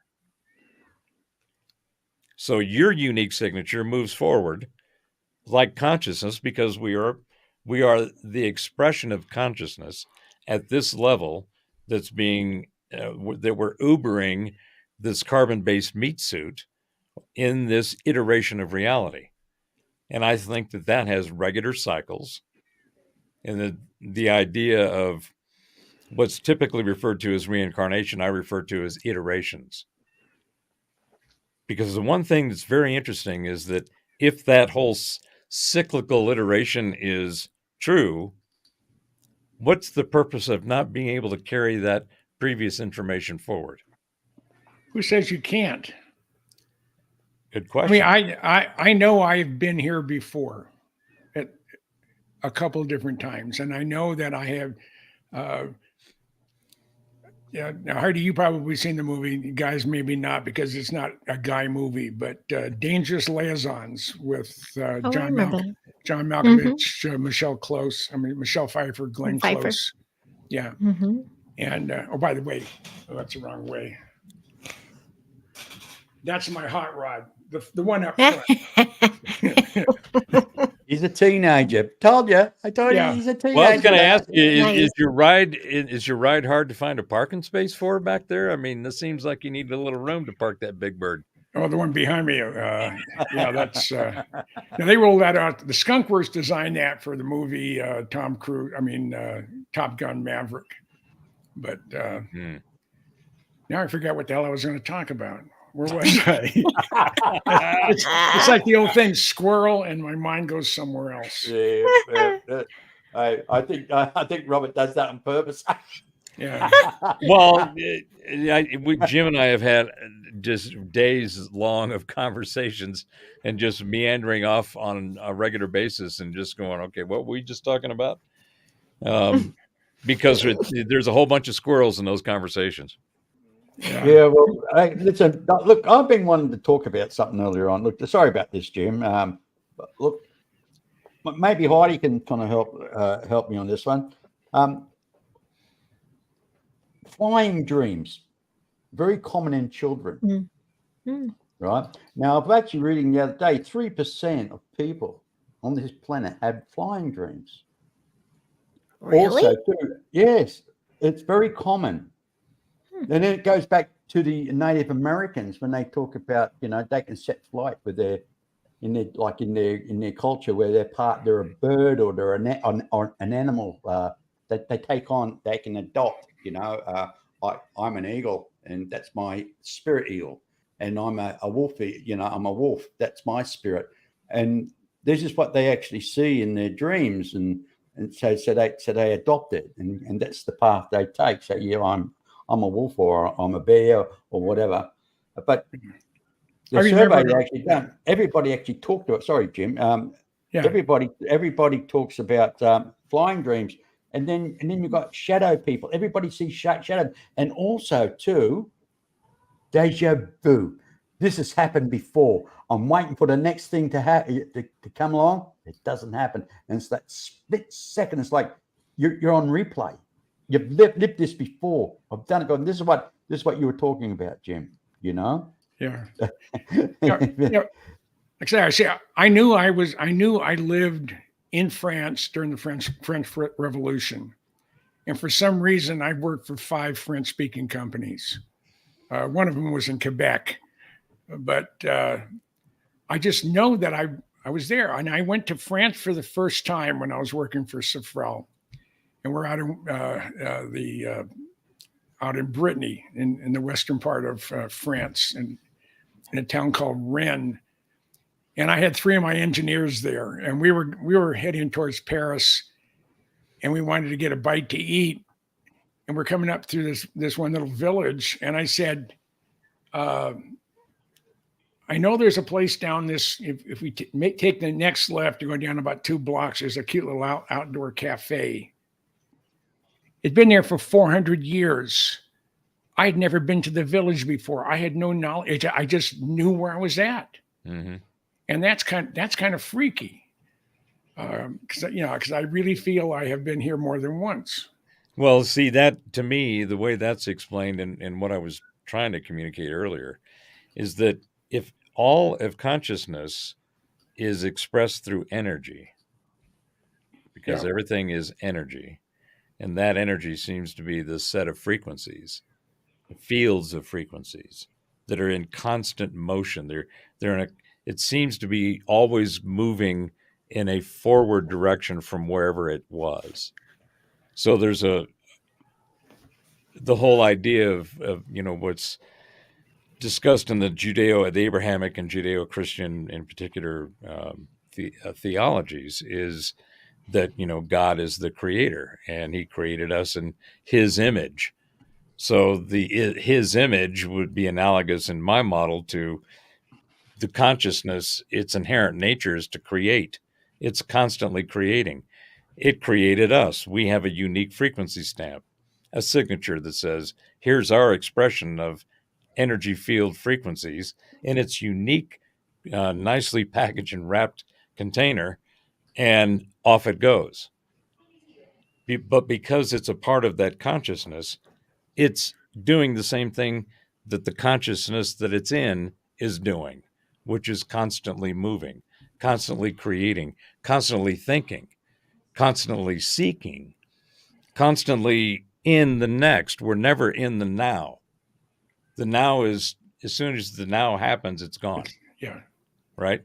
We're constantly and always in the next. Our thinking, our predictive prognostication propensities are one of the most powerful things that we use all the time, that most people aren't aware of they're using. And I submit that if the more awareness of how that actually works, it's no philosophy, it's no theology, it's just observation. It's just pure, here's the data. Now you can attach and package it whichever way you want, so that you can digest it. But at the end of the day, it's just this information set. So I'm trying to operate from, or look at everything with an observational neutrality, so that I can get to the nut of the nugget of whatever it really is. So when I started pursuing that, that's where I came up with Informatica, which is on my website, robertbauer.com. So if you want to find any of that. But the whole concept of Informatica is that everything's information. Everything is information, because when we observe something, we are pattern recognition oriented in our mental process, in the way that the mind works. We look at patterns, we process those patterns, they get filtered by our preferences and our biases, all the things that we have some kind of resonance with. That goes through time, which has a rhythm that ends up in always looking forward. We're always thinking of the next and always thinking in the future. We are never in the now. Even the now is the future. But if you realize that your mind, that consciousness is always moving, it's always in motion, and your unique frequency stamp is in that motion, understanding how that frequency stamp, what are the unique frequencies of that stamp? What are the combinations? All the biological, the chemical, all of the physics, the materialistic, mechanistic metrics. And then there's this whole other realm of the ethereum and the psychic capabilities of consciousness, of precognition, of having dreams, having astral body NDEs, which is, I think, what we started with. How do we get back to that? But that, to me, is how that Flying dreams. would work. Is Astral. that the reason Jim had the experience, and many people have the experience of being somewhere before, is that part of that frequency set that was of that came along with that unique frequency stamp. So you just, it's with you. That's why you don't know what it is until you get close to it. It's kind of like having a radiation meter, right? Yeah. Oh, wait a minute. There's what's going on over there, right? So that, to me, is how that would be explained. I think that the whole idea of the paranormal and the disembodied, the non-corporeal spirits and the gods, angels, all of that realm of the metaphysical, or what I call the ethereum, that's where all of the really powerful stuff is. And that's been purposely sequestered, obfuscated, and just tamped down, because if that knowledge was let out and people weren't guided in their exploration and learning of it, it could get messy, because we are so much more powerful than, and have so much more capability than what we've been told. The entire realm of the mind is the last frontier, because it is the understanding of that connection between what people call the divine, the one, the source, whatever it might be. You don't have to go looking for it. You are already a part of it. You just have to know that it's there and acknowledge your relationship with it, your unique relationship in the field, the family field of consciousness. Hmm. It becomes, oh my God, once I got to that point, I went, okay, now I understand my religious experiences, my spiritual experiences, the relationships, the children. I'm even having a whole nother experience in that realm and with my grandchildren. I'm going, what? What's going on over there? what karmic path are you coming on? So anyway, that's my little rant about that, because I think it's really important to get to the nuts of the nuggets, get to what is the core thing of all these really important issues, and get there without all of the packaging, all of the decorations, all of the fancy shit and crazy shit that's been wrapped around whatever the subject might be. Because there's a lot of Yeah. confusion by intent. Excuse me for a moment there. Jim, Yeah. JP has a question for you. It's on the actual screen, mate. I mean, JPAC, that's the group in at Hickam that goes out and looks for the remains of killed in action, body not recovered types. That's what I believe JPAC is. Mm-hmm. And I had a friend in Hawaii that actually did that. And she said it was unbelievable, some of the stuff they came across. They were in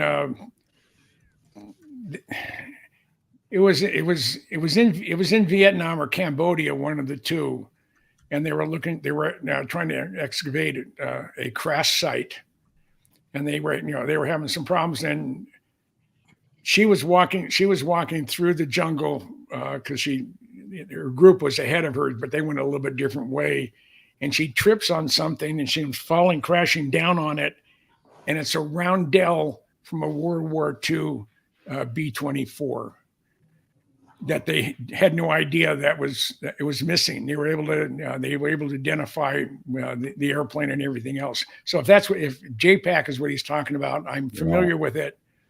I don't know if I mean, there's snakes and nasty stuff in Belize, but I think there's a lot of nastier stuff in Vietnam and Southeast Asia, like cobras and whatever. Yeah, they got one called 3-step. You get bitten, 3 steps, you're down. Yeah. Yeah. Yeah. So Okay. so that was a thought. I'm aware of it, but no, I'm not. I haven't been part of it. I think they're looking for specific degreed individuals. Now, we were talking about the educational system earlier tonight, and that was a couple hours ago. I guess there was a thing just recently in the news that some agency had contacted or did a survey on the Fortune 500 or Fortune 1000 companies, asking, do you require degrees for these certain areas of expertise? And they came back and basically said that jobs that at one time required a degree are no longer. Over 55% of the respondents say they're removing, in mass, requirements for degrees. Now, on certain stuff like a doctor or a pharmacist, there's something where you have a very well-defined discipline. That's one thing. But in areas where you're not, I was the curator at the Pacific Aviation Museum in Pearl Harbor. They wanted a PhD or someone with a master's degree. I have 3 years at the University of Minnesota. That's it. I don't have a little BS on my wall. I got a lot of BS in my heart and soul, but I knew we were going down that path. And on your boots. And yeah, my first wife's uncle was president of the Board of Regents at the University of Minnesota. And I was talking with Les one evening, and he said, "Jim, of all the people I've known in my life, you're one person that doesn't need a college degree to do what you're doing. So if to go back to school, you're in essence wasting your time. That's And right. that held true when I was in Hawaii. They wanted me I got hired over 5 other people with degrees and myself, 2 PhDs, 2 masters, and one that had a degree in history that lived in Hawaii. I lived in Washington State, and I got the job because I've done everything they were looking for. I've done. I didn't, I don't know the theory behind it. I didn't, I read about it in school, but I've never Jim, back in practiced the it. day, didn't we call that on the job training? Absolutely. Right. We learned by, going and doing it. And, I'm a big proponent every time I see somebody pass around the meme of bringing shop class back to school. Yeah. Oh, I love it. You Yeah. do that. Because, I mean, there's just no, there's no excuse for not teaching skills. And what's interesting on this whole conversation of, the college degree thing, I mean, they are now at the point where I think it was Amazon, was one of the big tech companies recently. They made an announcement that you no longer have to have any kind of college degree to apply for any of the positions at their company. I think it was Amazon, but there's more of that going on, along with the whole realization that, back to what I was saying earlier about, the crappy product that's being sold to these very, they're naive. They're not ready to make this kind of financial decision. And a lot of it has to do with the fact that none of the concepts of economics about managing your own self in society was ever taught in school. So shop class got axed. Remember homemaking? Yeah. I mean, we used to, I'd go there there was mostly girls. And I was like, there was a bunch of reasons I was there, but I learned how to cook. Right. I knew how went to to, I make went a to meal. home ec as well. I had home Right. ec one semester. And There's a so cute girl there. that kind of experience is missing for this latest generation. I'm not sure what letter is it Z? Are they the Zoomers? I don't know. I- don't know. It's just like the LBGTQI plus, whatever that. I lose track of all that because they've made it so complicated that I just okay, whatever your thing is, I know you're in that family. I got you. Yeah, here's a classic example, Robert. Mm. Skills today, it's not like skills were 100, 200, 3 years ago, where Oh, father no. used to teach son. Now, the furniture and stuff they used to make 300 or 400 years ago, a lot of this, they call it fine furniture, and they sell for about $1 million, and they're still surviving today. These people did not have technical colleges. They didn't even know how to read. They worked off a piece of string, for measurement, Well, and they made the most finest furniture. And now we've got technical colleges, and you've got to get your diploma for this, you've got to get your diploma for that. And what are they creating? What I call chipboard junk. Yeah. Chipboard junk. It's exactly. Well, the thing is, the point you're making is, if I'm understanding you right, is that it's the difference between schooling, and most of this is done by the church 300 or 400 years ago. Okay, most of it was monasteries, and you started to have like the Cambridges and the Trinities and all of that coming up in Europe. And those were still religious oriented institutions. They're the ones who governed the stuff. Well, back then you didn't have all this cool stuff we got now. So part of your schooling, and it's very classic in the Kung Fu movies in China when they go to the Shaolin temples. I mean, you sweep for a year before they even put you in any classes. You learn discipline and having to clean up and take care of shit and be on time. And that's not taught. In fact, even attending a class, let alone being late, is like, yeah, well, whatever. The importance of learning something, adding to your knowledge stack is missing in the entire paradigm. And what makes it worse is the crap that they're giving them to consume. So when you have that kind of environment, what are you going to produce? Just look out on social media. Just look out, go to shopping. Mhm. the whole A bunch face of Homer plant. Simpsons. Yeah. Mhm. And the whole No, face you're plant. giving them too much credit. They're Well, they're not even at Homer's level to it Right. for all intents and purposes. It's yeah. true. But as we see this transformative period unfold, they're going to be the ones that need to uh, be a part of making sure that the old is replaced by the new. And right now, most of them can't start push mowers. They can't use a rotary telephone. Well, that's what I mean. If you can't start a push mower, then and you can't figure out how to grab the handles and just push it, then there's trouble in your future. Yeah. But the point I was trying to get to was there's the lack of knowledge and skills is what's the skill knowledge set is what's one of the first things that was removed in the education or schooling system, and that would be a perfect example, I think, with what Heidi's doing. You're trying to let the individual frequency stamp express its skill set, Yes. find it, and express it, right? Yeah. Yes. And I was giggling earlier when you were talking because I just had this convo this week with the kids about the future and the now and all that. So we have one particular kid I think of, he just rushes. He wants to be done. I'm like, what are you rushing for? Like, everybody else is working. But I say, all the kids clench up whenever he yells, I'm done. And he puts his thing down. I go, did you feel how you just shifted the entire class just by saying that? And then I said, anybody know that I can travel to the future? I'm going to do it right now. And I take a step. I'm like, done. And then we just play with the frequency vibration stuff. Is that what you Well- asked? You didn't really ask. Sorry. No, I just wanted to tell you that. I think that the fact that you're aware of the importance of vibration and you're giving that awareness to these kids is huge. It's In a my big part of, opinion. yeah.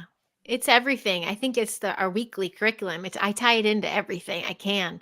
And I don't know if you saw those posts, but even just this week, we're shifting it into a new learning block of it's the holidays, 'tis the season. But to me, it's the festival of lights and all these different cultures and everything. It's about the light within and coming into the darkness with the light and with your inner light and how you can amplify and light up others. And I would give them examples of me as a kid and then as an adult. And they, at the very beginning of it, they had the holiday talks and everyone got excited about gifting. So I had them draw little pictures of all the things they want to manifest and all the things they wish they could get and all this. And see these Pokemon cards and money falling out of trees and all these little drawings. I'm like, great, now let's put those away. The rest of the month, we're just going to gifting others. And what's something I always ask them to answer me, but to come up with what I put on the board and stuff. But I always ask, what's something we can give to somebody that's free? And they're like, hug, smile, da, da, da. And basically we narrow it down to like, what is that? It's like, oh, it's a high frequency. You're giving someone like a light or a good vibration. And that's what we're working on this month. And so we're going to do like a mini Secret Santa where they gift someone that they, that doesn't know they're getting a gift from them, but we've already sent gifts home to our families. And it's all that feeling. And I have them sit with it and I go, what does that feel like when we do that? And they have to close their eyes and they use words. It's really cool. We also had a turbulent moment where a couple of our little boys are from Jewish households and they came in and you can tell they're regurgitating things they're hearing at home or that if the news is on in the background, and other children were getting quite upset. Some families don't do any media, so they don't know there's war, all these things going on. And so I brought them in our outdoor classroom, by the way, Jim, we're outside and our feet are in the ground. And I say, no, let's feel in the earth energy and let's bring down, the source and just sit with it and go, what can we do? We can light up the planet. That's like one kid said. I go, yes. So we would sit with it and our eyes closed and just sit. And I'm like, please just send peace to the planet. And I go, we're going to do a countdown and sit with it for a minute. And then I kept peeking and everyone's like talking. They're like just doing it really hard. And then when they're done, every face was lifted. Every face was like, like I did something. And I'm like, beautiful. That's what we can do. And then we moved on. All these amazing things are they're sponges. They want to help. They want to assist. And if we're so freaked out about our future, then we need to not program our children. We need to activate our children to their own power, empower them with Amen. the skills out there. One of the problems that I've noticed with today's youth, you have a different perspective than I do, since you're trying to educate them, I'm trying to figure them out. Is if more and more things that we held close to us as recreational things to do are disappearing, because hunting, camping, bowling, whatever, just getting out of the house, going out and do stuff. If it's not connected to Wi-Fi, they don't have an interest in it. I mean, I have a grandson who was born on my birthday, and he has a lot of traits like his grandfather, and I feel sorry for him. But he went out. He works at Duluth Clothiers in the Minneapolis area, and he loves what he does. But they won't hire him. They won't bring him on full time because they have to pay benefits. So they're going to lose him. But that's beside the point. All his money goes to his video gaming console. He just spent, I think it was $1,800 for, I think it's a 60-inch. It's a curved screen on that, so he can get multiple stuff up there at the same time as he's playing his games. He has a $1,200 seat, chair, whatever it is, for gaming. I mean, that's all he does. He works and he does his gaming. You never see him, and he's not the exception. He's the rule. Such a waste of a life. I'm sorry. Yeah. I mean, it's a waste of a life. That's why I like vlogging and talking. I'm really vocal online, because I'm sharing that there's so many that aren't. They're still there. They're still intact. They're going to help shift the planet, and they're around because I'm witnessing it. So I'm very well aware of those kind of folks that totally check out, and I could feel the pull of it myself when I get pulled into that. But I'm watching families consciously parent better, and I'm watching the products of it. And even when we were talking about marriage before, a little call back. But as an educator, I can tell you how every household, what the families like, what the parents are like, what their relationships like, based on their child's frequency. I know based on how those children behave in class, what's going on at home. And that freaks some parents out. But at the same time, they want help with their child. And there's even chill, balanced, high vibe kids that have separated parents, but it's all about the conscious parenting and what's done to these children. So my point being, I'm witnessing generations from K through 8 that are not plugged in that way, that are critical thinkers and are developing it even stronger. And that's in LA. And that's why I do stick to my GeoPoint here, because I think it's very important to flip this place light. But that's the crime against humanity. That's the weapon of mass destruction. What we've been doing is plugging everybody in and disconnecting from source. So Heidi, what's the top characteristics that you've noticed between the parents of the children and then the top characteristics of the children themselves? The top of them in general, or like the ones that are having a rough time? Of the parents. You said that you can tell what the parents are like, right? Oh, based on their kids. Well, I know when there's trouble in paradise. Like I know when they're disconnected, or when there's a lot of anxiety and stress at home. Is there something that's common? Walks in with it. Is it something, or can you identify something that's common among the parents that have decided to put their children into your program? Is there some? Yeah. To be honest, the first thing that pops in, and I can think of a couple kids actually, maybe even 4. One of the parent is wakening and one is still asleep. That's a big one. because a lot of them are like, what are we, they need to be in 5 days a week. They need to follow the state, they need, and the other parents like, I don't think they have to anymore. We found a solution. And then sometimes the marriage dissolves, or, the other one, thank goodness I have seen both parents awake. And I don't mean woke. I mean going, what's better for my child? What is the humane thing? What's the best human experience we can do right now? How can I protect this amazing little human? Woke has Yeah. been hijacked and weaponized, and it's become a joke. So woke's a joke, but Yeah. being awake or in a state of awakeness Mhm. is, to me, the first minimal criteria to go engage in reality. Because if you're not paying attention to as much as you can and understanding as much as you can, basically doing a frequency, a radar scan, Mhm. you're going to run into all of the crap that we're seeing. But what's Mhm. the common characteristic you're seeing of the kids? There's anxiousness. There's a lot of anxiousness, or they can't, I call it, they're not in their body. There's just all these out breaths. Even though we have an outdoor class and there is a lot of out, I've structured it so we take our in breaths and we can actually digest some stuff. But some of these children can't get grounded. Even when we're literally standing in the dirt, calling in, or, crystals in hand, they can't ground themselves. And I think there's, because they feel this thing at home. They don't have rest. They're not, when they get home, they feel safe at our class, but I think they go home and they're just picking up on parents crazy energies.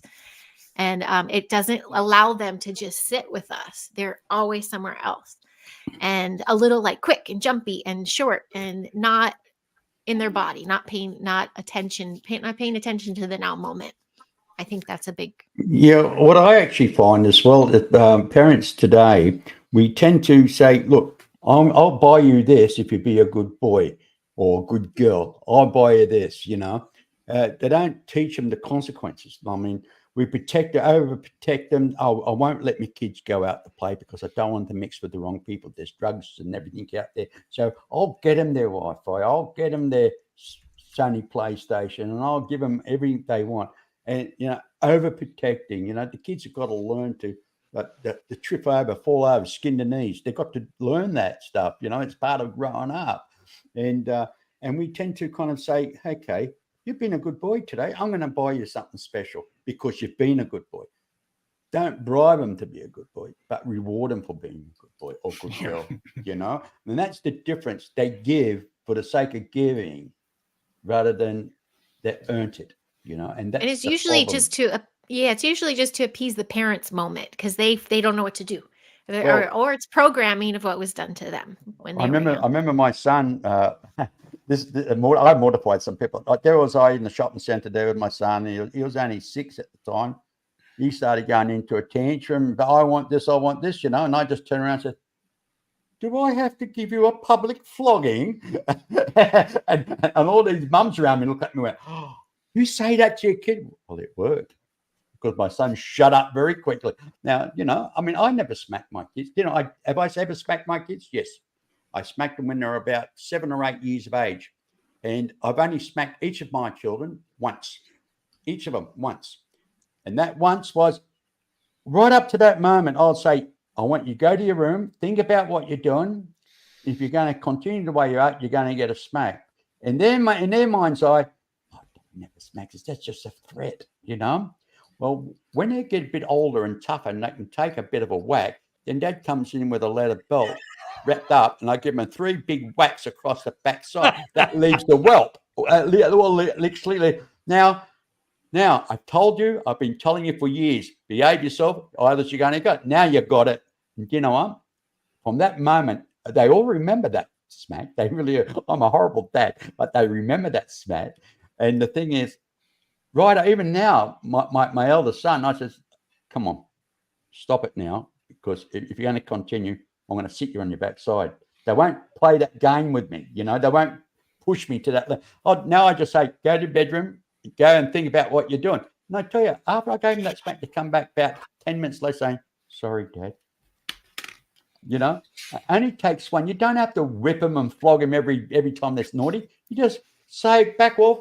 I mean, a lot of people disagree about that, but if you're going to give threats and nothing happens, and they're going to keep being naughty, you just got to come up front and say, okay, I was raised up with a leather belt regularly. I was a little swine of a kid, but it Well, never didn't do me one of any the things harm. that one of the things that helps, I think, at least it helped me when I had children that were not on my bucket list. There was not a bucket, and that certainly was not on any list that might have been in it.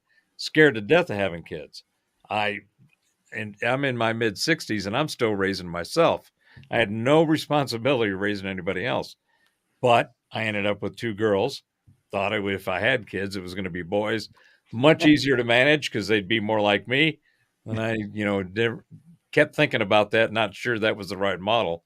Nonetheless, I ended up with 2 incredible kids. Hit the lotto in the kid department. Girls, 5 foot, total badasses. My oldest one is basically a mini me, which Oh, is kind of God. scary. What but is it with what is it with short women with their tempers? I mean, Well, I think it's attitude. It's at least mine were attitude. It wasn't temper. Temper was something they used to express their attitude.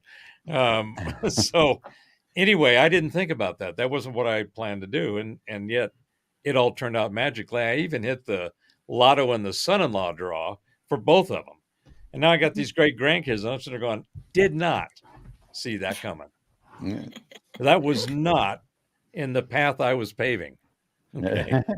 Yeah, You're it just a tree popped out in the middle of the road.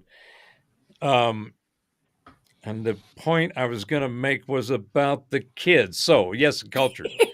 So, if you look at Asian cultures, Japanese, the Philippines, Chinese, the Koreans, there's an entirely different familial construct that those societies operate in. In fact, most all of them have the same essential characteristic of the deep respect for elders. There is it doesn't matter if you know them or they're your family. You encounter one of the seasoned citizens, the respect must be executed like this. In other words, you must give total respect. They also I'm married to a Filipina, and I tell you something. You're right on. You're spot on there. Very family, really family orientated. A lot of respect for their elders. They care for their elders, and it's spot on. My stepchildren. I mean, my own children. I mean, they're too independent. They're off out doing their thing, But my stepchildren always come to me and they bring me, serving me food, and they're kind of caring for me, like I'm a geriatric.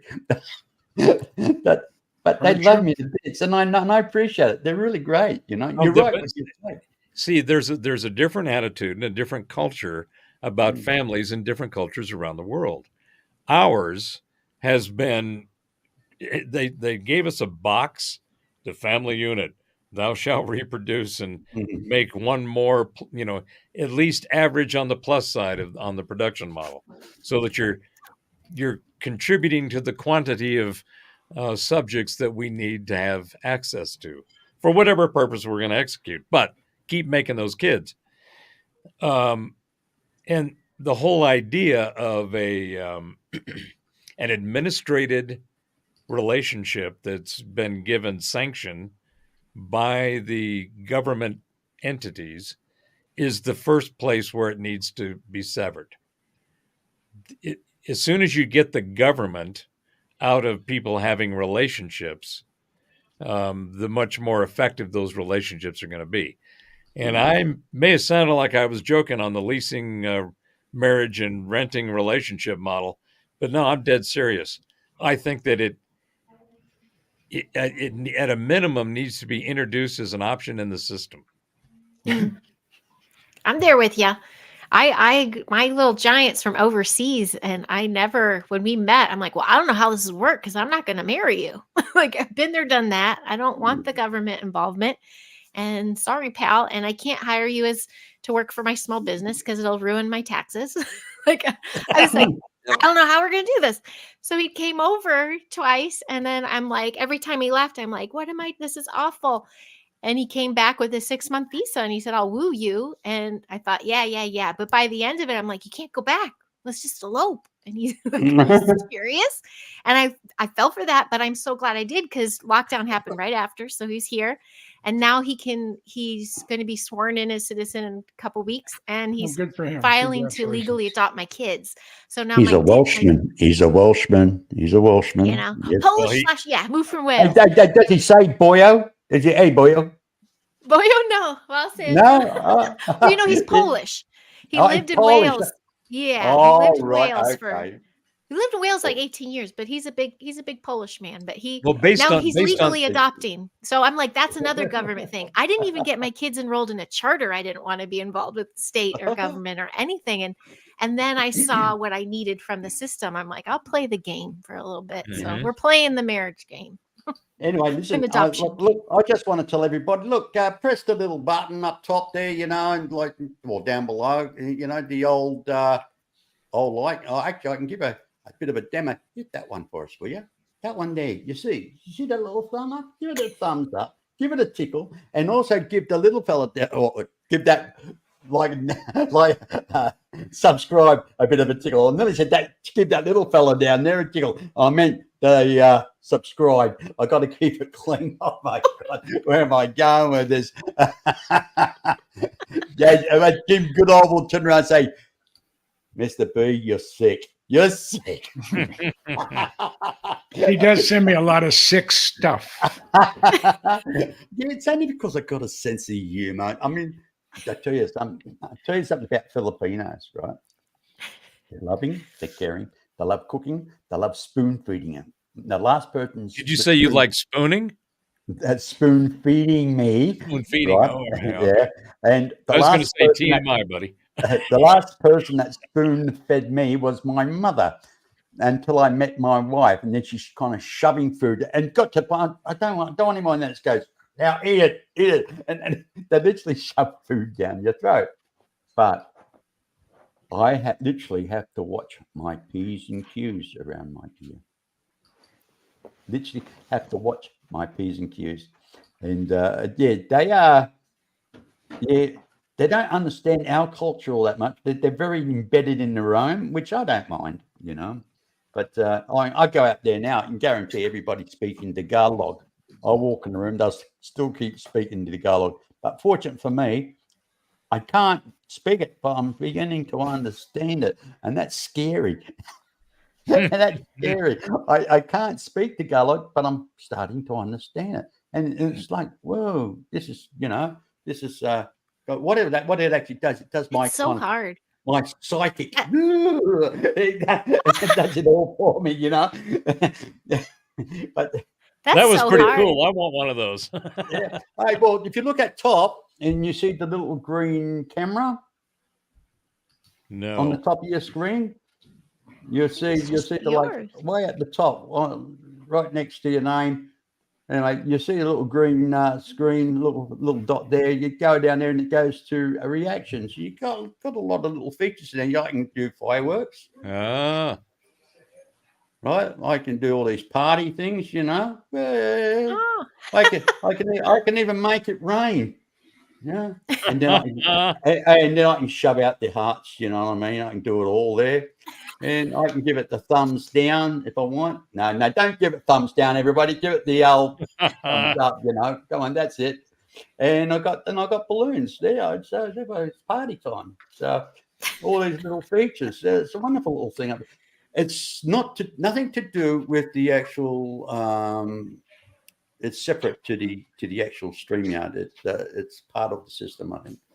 But it's good. But guys, we've been at this for 2 hours and 19 minutes so far, and I tell you, we've got quite a few people still listening in. We've still got them there, but I don't know if we should carry on or just stop because it's getting that time of the day.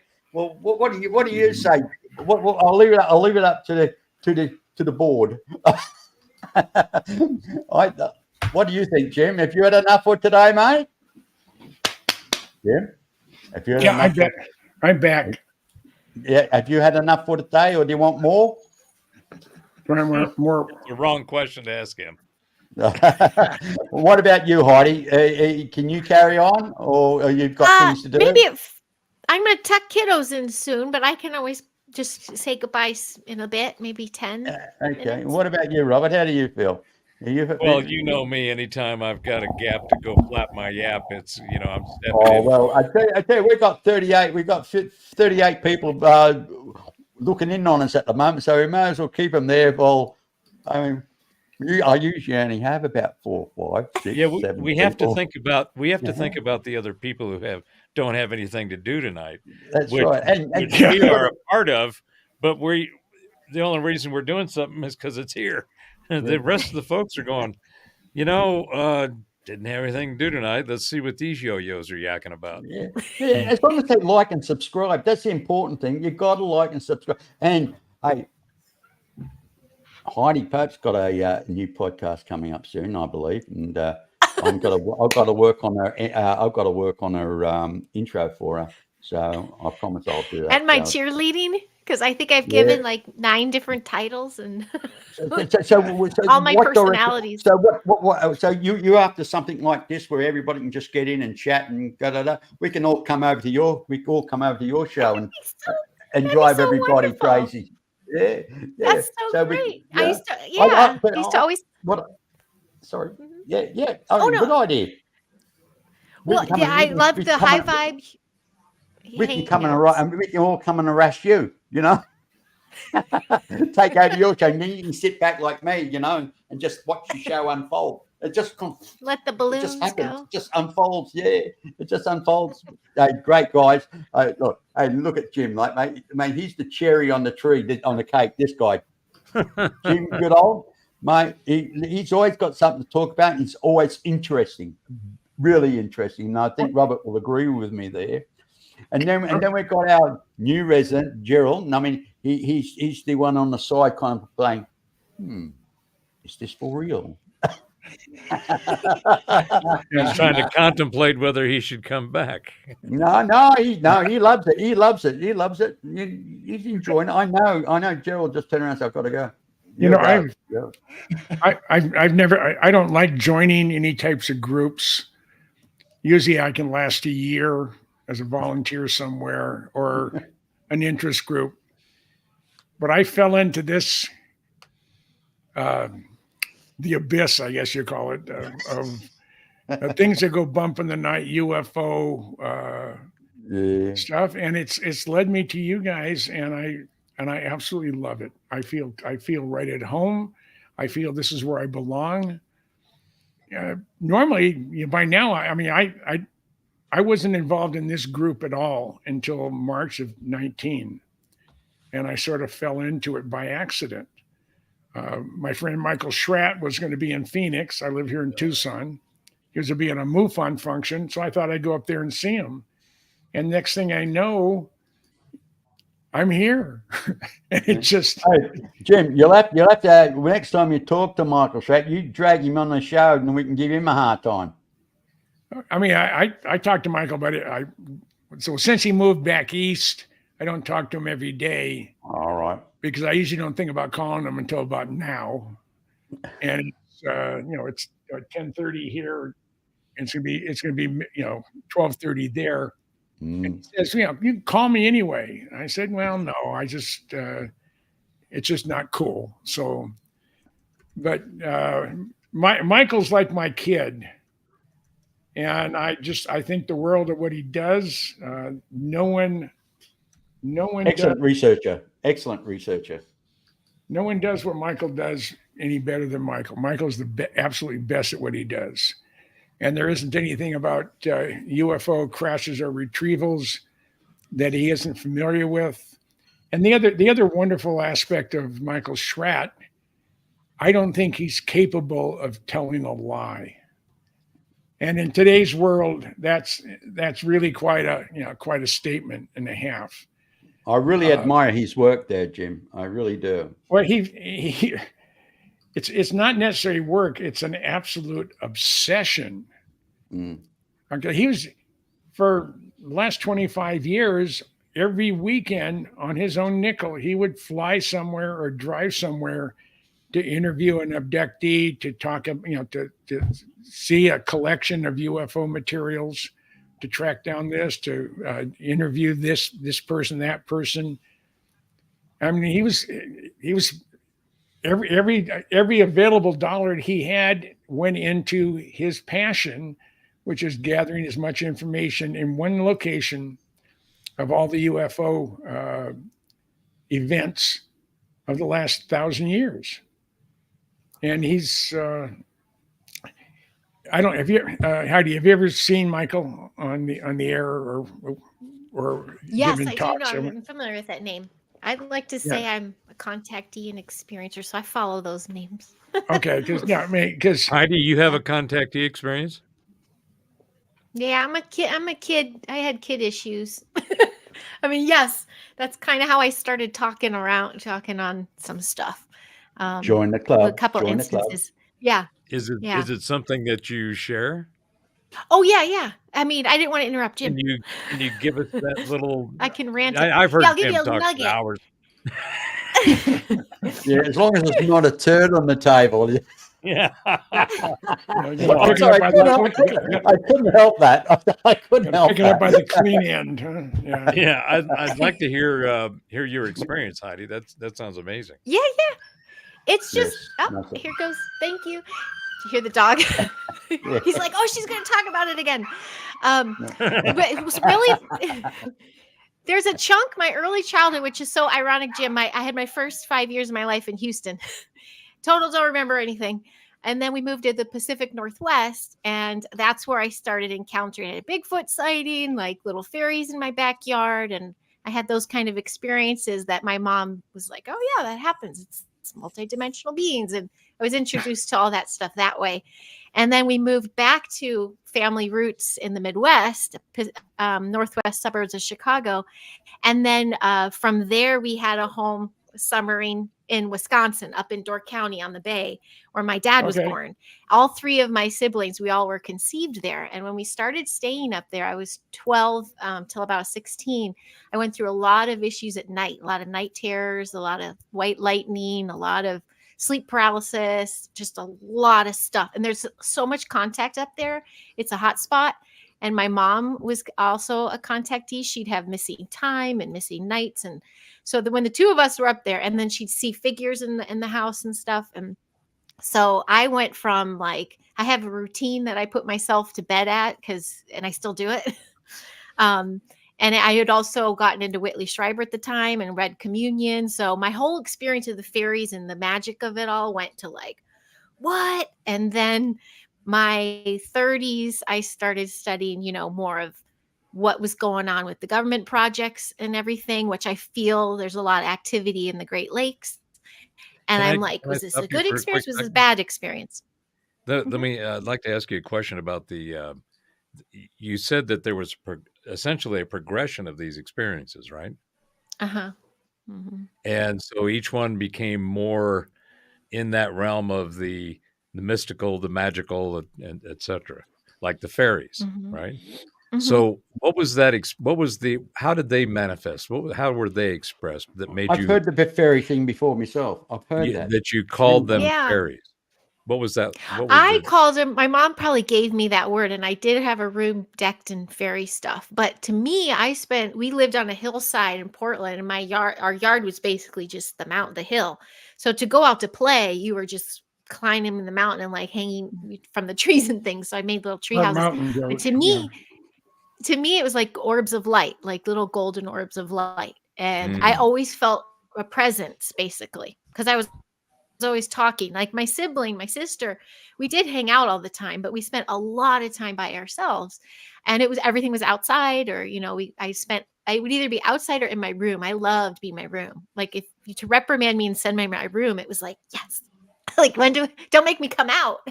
I just loved my little sanctuaries. So I'd make little sanctuaries outside, and then I just always felt a presence.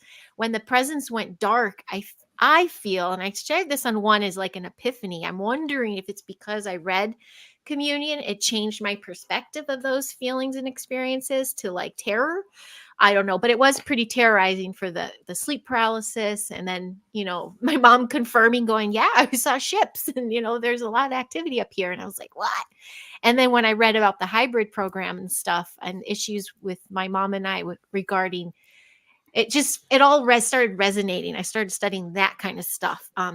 Where I tie it back into the magic of it all is when I started practicing alchemy, when I started cleaning up my meat suit and really getting in touch with things and being able to, manifest and alchemize and just all those kinds of things. I just consider it more gifts that we all have.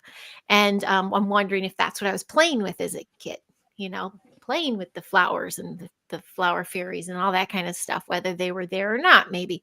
The dark stuff, I always keep, my instinct is to say that was human involvement, like that's government involvement or something. Maybe it wasn't so much source energy, because to me that's just pure.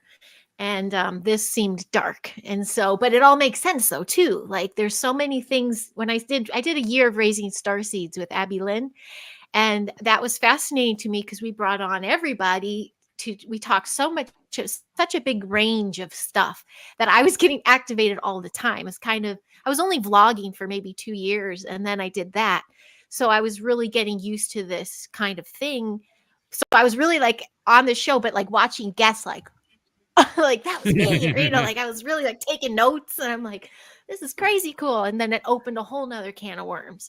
My mom used to always still take me to like little conferences and stuff. So I, was doing these kinds of meditations as a kid, when younger.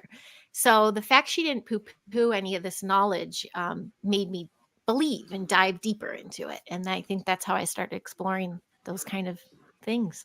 And no more darkness. I've had contact here when I was at my purest, like asking for it, but also connected. And I know it was because the euphoria I felt, just felt like that connection.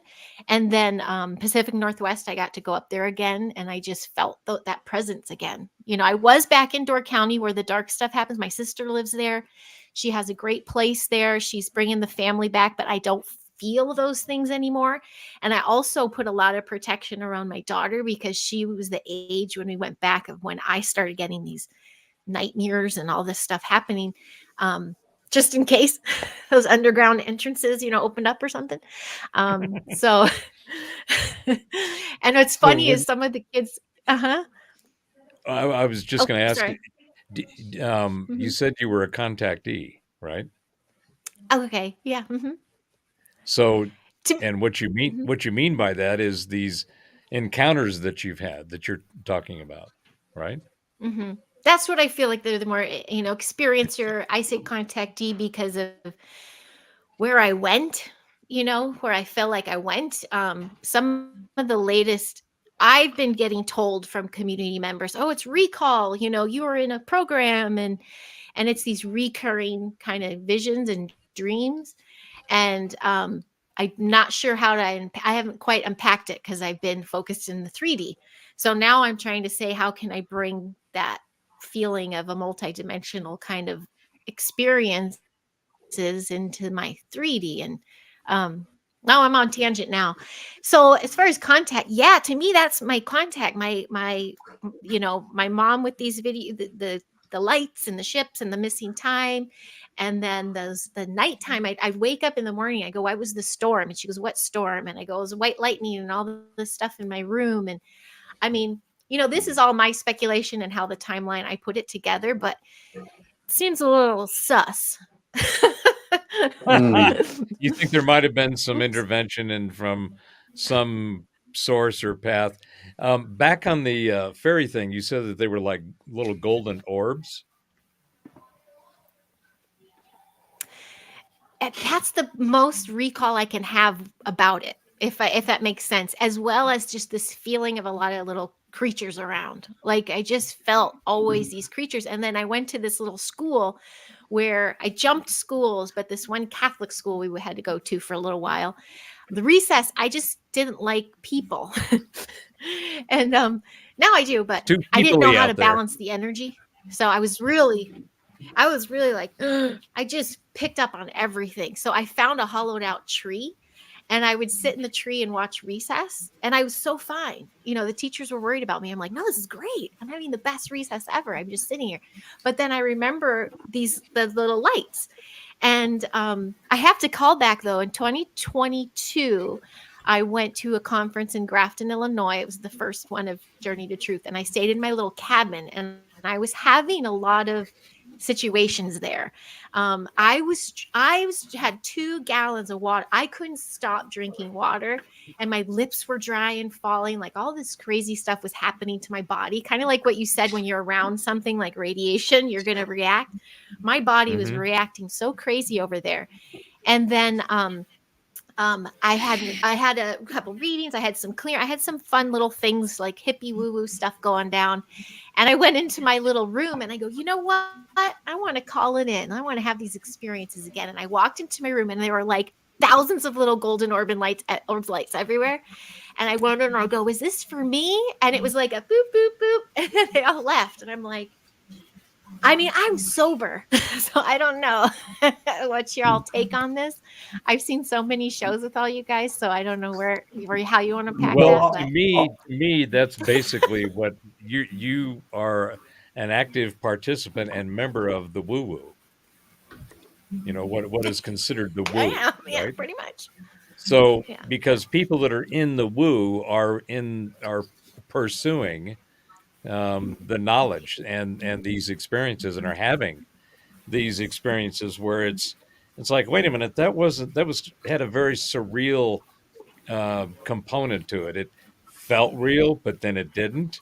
But then I was there and I remember it, but then it seems like this, and you pick up all the different vibes of whatever's in that environment, in that setting.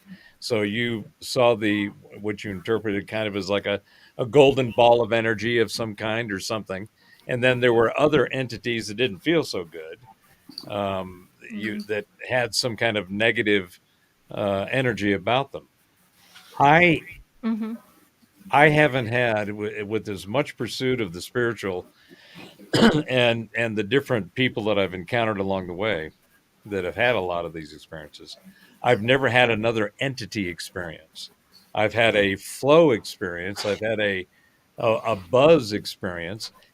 Back in the 70s, when I was doing what we all did back Called then, acid. taking all these enhanced. Californian sunshine, wasn't it, Jim? Yeah. I took acid 3 times and I never saw anything. I never like, did. okay. I never did. I was involved. Everybody around me was taking it, but I never did. So I've never had any of those kinds of experiences like you're talking about that you've experienced. But I do have Yeah, those were all sober. I had my drug days. Yeah. I didn't have experience. And We there's all not have. much difference between the two, right? Except there was a substance involved, but there's a lot of similarities between the two experiences. For me, my experiences in the supernatural and the spiritual and the sometimes I like to consider myself a psychonaut, because I'm constantly going and exploring in the magical realm of the mind, because there's just so much there. It's just mind-boggling, pun intended. But the experiences where there's these disembodied spirits, these incorporeal entities, these the paranormal thing. My personal opinion is that from the data I've seen and the people I've talked to, most of that, if not all of it, has been manifested by the experiencer. Makes sense. Because it's from the consistency of the stories, of the way that people describe these encounters, that personal subjective empirical reality that one experiences is totally unique to that individual, and there's no kind of empirical evidence that you can pull out of yourself and say, see, this is what I experienced. You can describe it, you can try to explain it, but it's all very subjective and unique to the individual. Mhm. The only That thing makes that I sense. had that scared the shit out of me when I was a kid, I was about 6, and I was laying in bed, and this happened 3 or 4 times, and there would be this like glowing thing moving along the wall, and it would make me, lean away from the wall, and then I'd see these not so nice folks, kind of spirit animal things, swimming around in circles in the room up by the light. And I would look at them and go, you guys aren't happy. This doesn't look like it's going to be good. And I would push them away. Um, but outside of that, I've never had anything in that paranormal, supernatural realm experience. I've seen phenomena in the sky, but I've never seen a UFO. I've seen people that I Mhm. swear to God are aliens, but I don't have the proof. Yeah. And there seems to be more of them now than there ever has been. I think my daughter Yeah. Alicia is an alien. I really do. She doesn't think like anybody I know. Um, and So Heidi, you define yourself as an experiencer, right? Mhm. Mhm. Right. Mhm. Of the things that we generally classified in the world of woo. Mm. Mhm. So you're a The woo paranormal. experience. Yeah. Yeah, My woo paranormal was paranormal.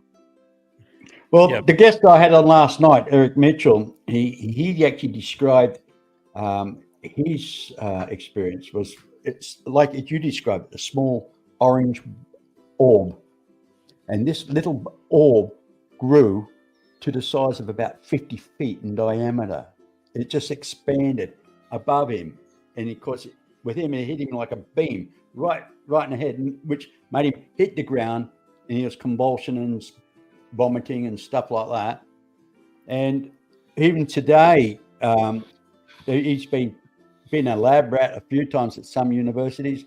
They put a microphone to his head. I actually showed the video last night, and you can actually think 1, 2, 3, and it'll pick it up on an oscilloscope.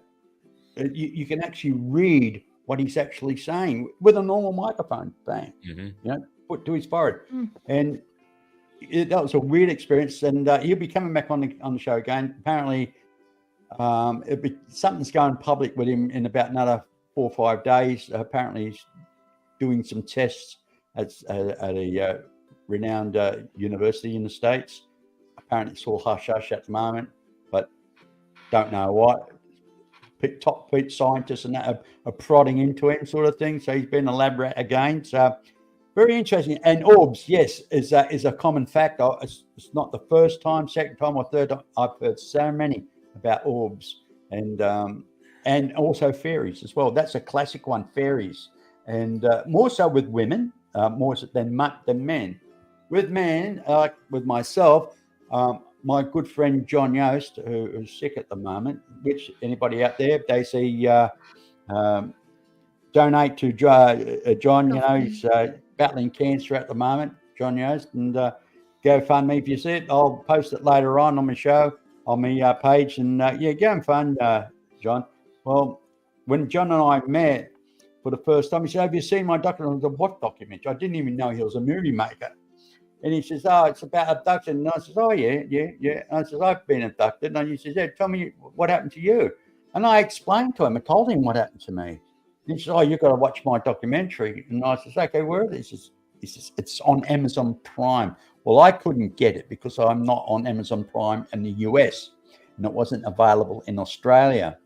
I saw him the following day. He said, "Well, did you watch it?" And I says, "No." He says, "Well, I'll tell you what to do." He said, "I'll send you a link."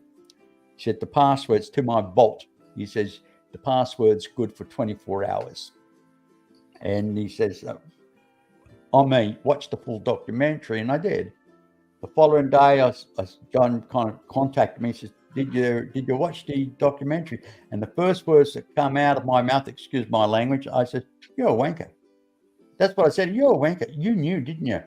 He says, "Yes, I did." He says, "Because you experienced exactly what I experienced. A glowing being, a 4 foot." I was 7-year-old till I was 13. John Yost was about 7-year-old at the same time. Well, different age groups, but they got him at the same age of 7. But I was getting these visitations on twice a year, on average, sometimes 3 times, but till I was the age of 13.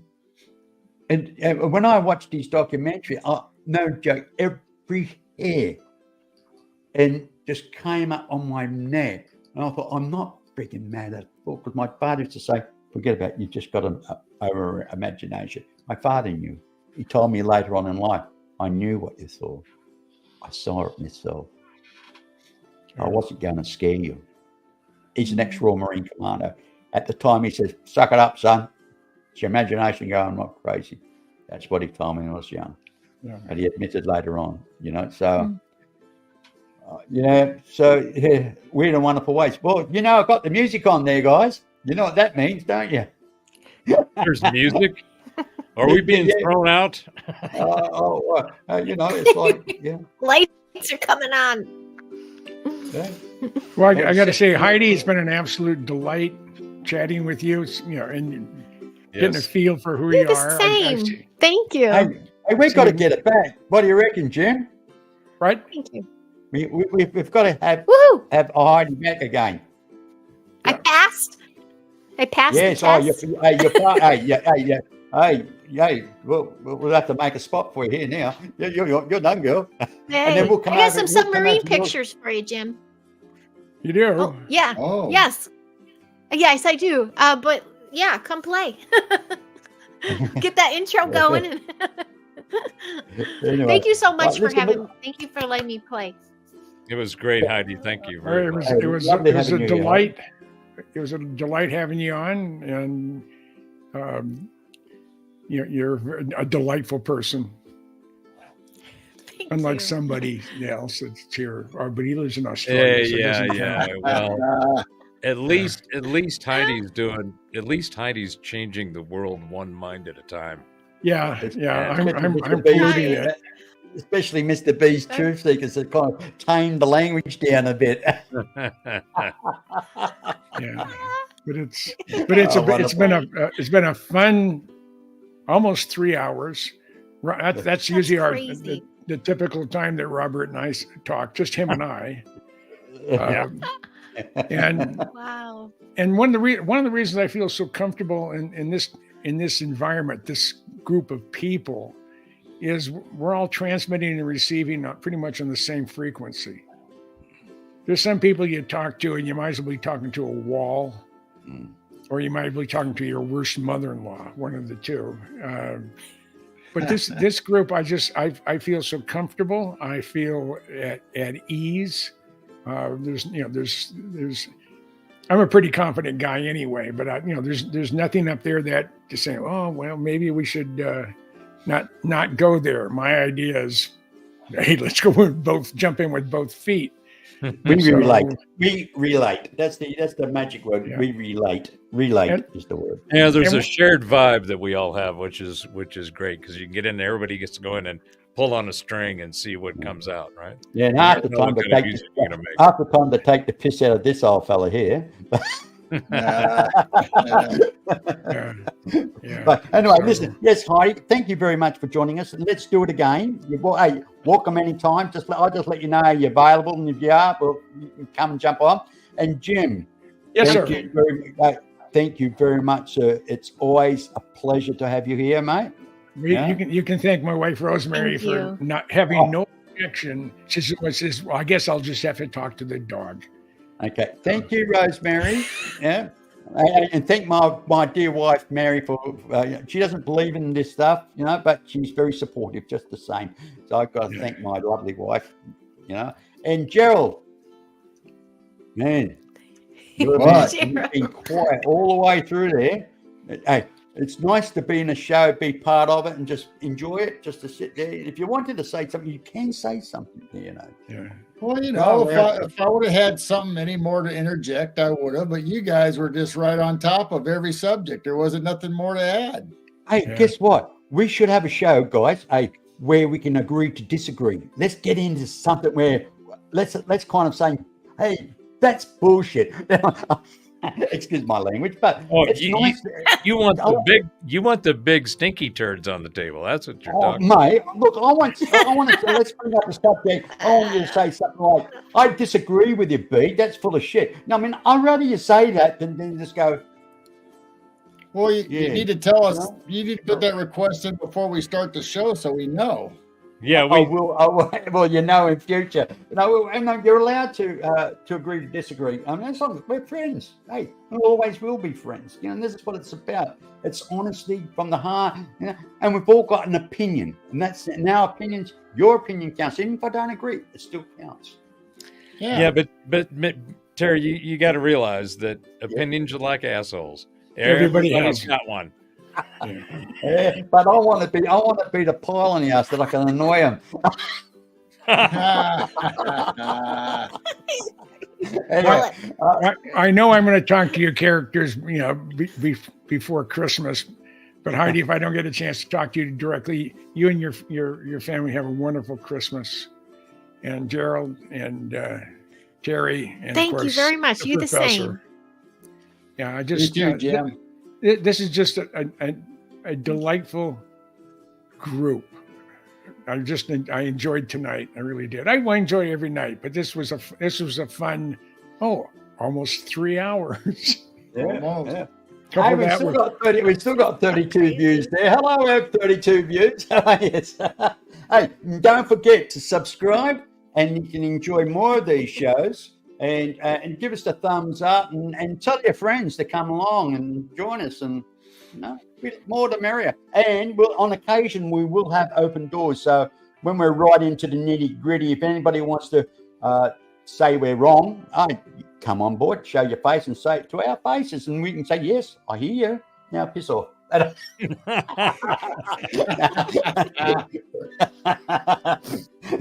I'm used to that. I don't mind. I like an open door once in a while. That'd be good. That'd be fun. But Heidi, welcome. You come back anytime. We want to make this a regular thing, and we'll come to your. Hey, we'll all come over to Heidi's show and really give her a hard time on her show, and she can sit back and just say, "Oh, let it unfold." This is what happens to me, Heidi. I started off. I look at Mr. Beast babbling again. Then they start it, and then I just sit back and say, "Okay."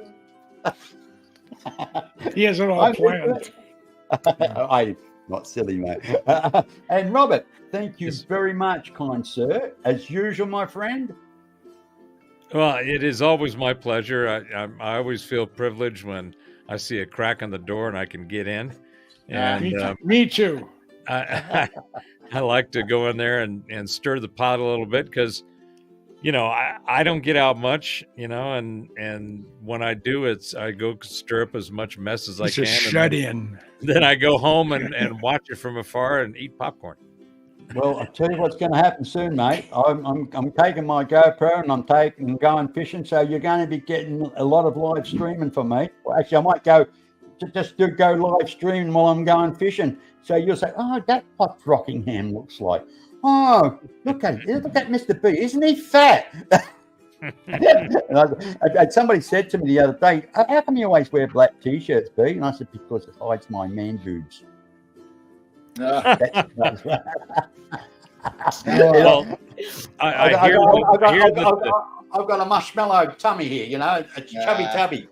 I hear that the dad bod is the hot thing among the more mature women out there now. So I thought, well, I got to get out of shape to get me a dad bod. So the holidays are coming, so I got an excuse. Well, Hey, well, I lost 4 pounds over Thanksgiving. I don't know how in the hell I did it. Heidi, just so you know where I came from, my peak weight when I was married to the fraud, because she wanted me to die.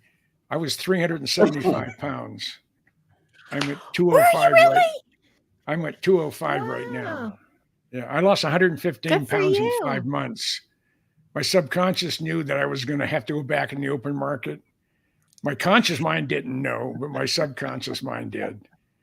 And about 3 months after I hit I hit 260, came home from work, and there it was, order to vacate, divorce papers, and a restraining order. So I couldn't see my dogs. Had nothing to do with her. It was, she didn't want me to see my dogs. Sound like Cruella. Oh, yeah. Yeah. That's why it was such a delight when I saw her that she had gained 60 pounds She at found 5 it. foot tall. Yeah. So Anyway, it's taken us 15 minutes to say goodbye. You need to get control of the Hollywood show. guy. Come on now. It's great. gotta- Anyway, you gotta- listen, guys, thank you again. Thank you, everybody, for coming. Thank you, Gerald. Thank you, Heidi. Thank you, Jim. Thank you, Robert. Look, always my appreciate it. pleasure. Always my And, pleasure. And I'm going to play out with End Games, and then I'll let you all you guys go and have a wonderful. Everybody, thank you for joining us today, and hope to see you all next week. And be kind, be nice, aspire to inspire one another, and lift each other up. It's the only way to go. Thank you very All right. much for joining us. Catch you all later. Bye bye now. Bye. It's a mind-blowing situation. For the public, it's like, oh, a conspiracy theory, it's entertaining. But if you're actually in a responsible position and you find out that there's a whole secret government program that you don't know about, it's a shock. This report comes from a shadowy Pentagon department that was shut down in 2012. The disclosure movement has been hijacked by people parroting the narrative and the script being written by these black projects. I would say 90+% of everything that's going to come out is false. The most widely seen UFO right now is not alien, it's actually ours. It's a great cover story for all kinds of criminal activities. Blame it on the aliens, right? If we are being visited by interdimensional beings, we should know about it. This has the big disadvantage of the truth being much more unbelievable than the fiction. It's the crash retrievals that are the Rosetta Stone for solving the UFO cover-up. The implications of this is the difference between extinction level civilization versus one that's going to take off to the stars.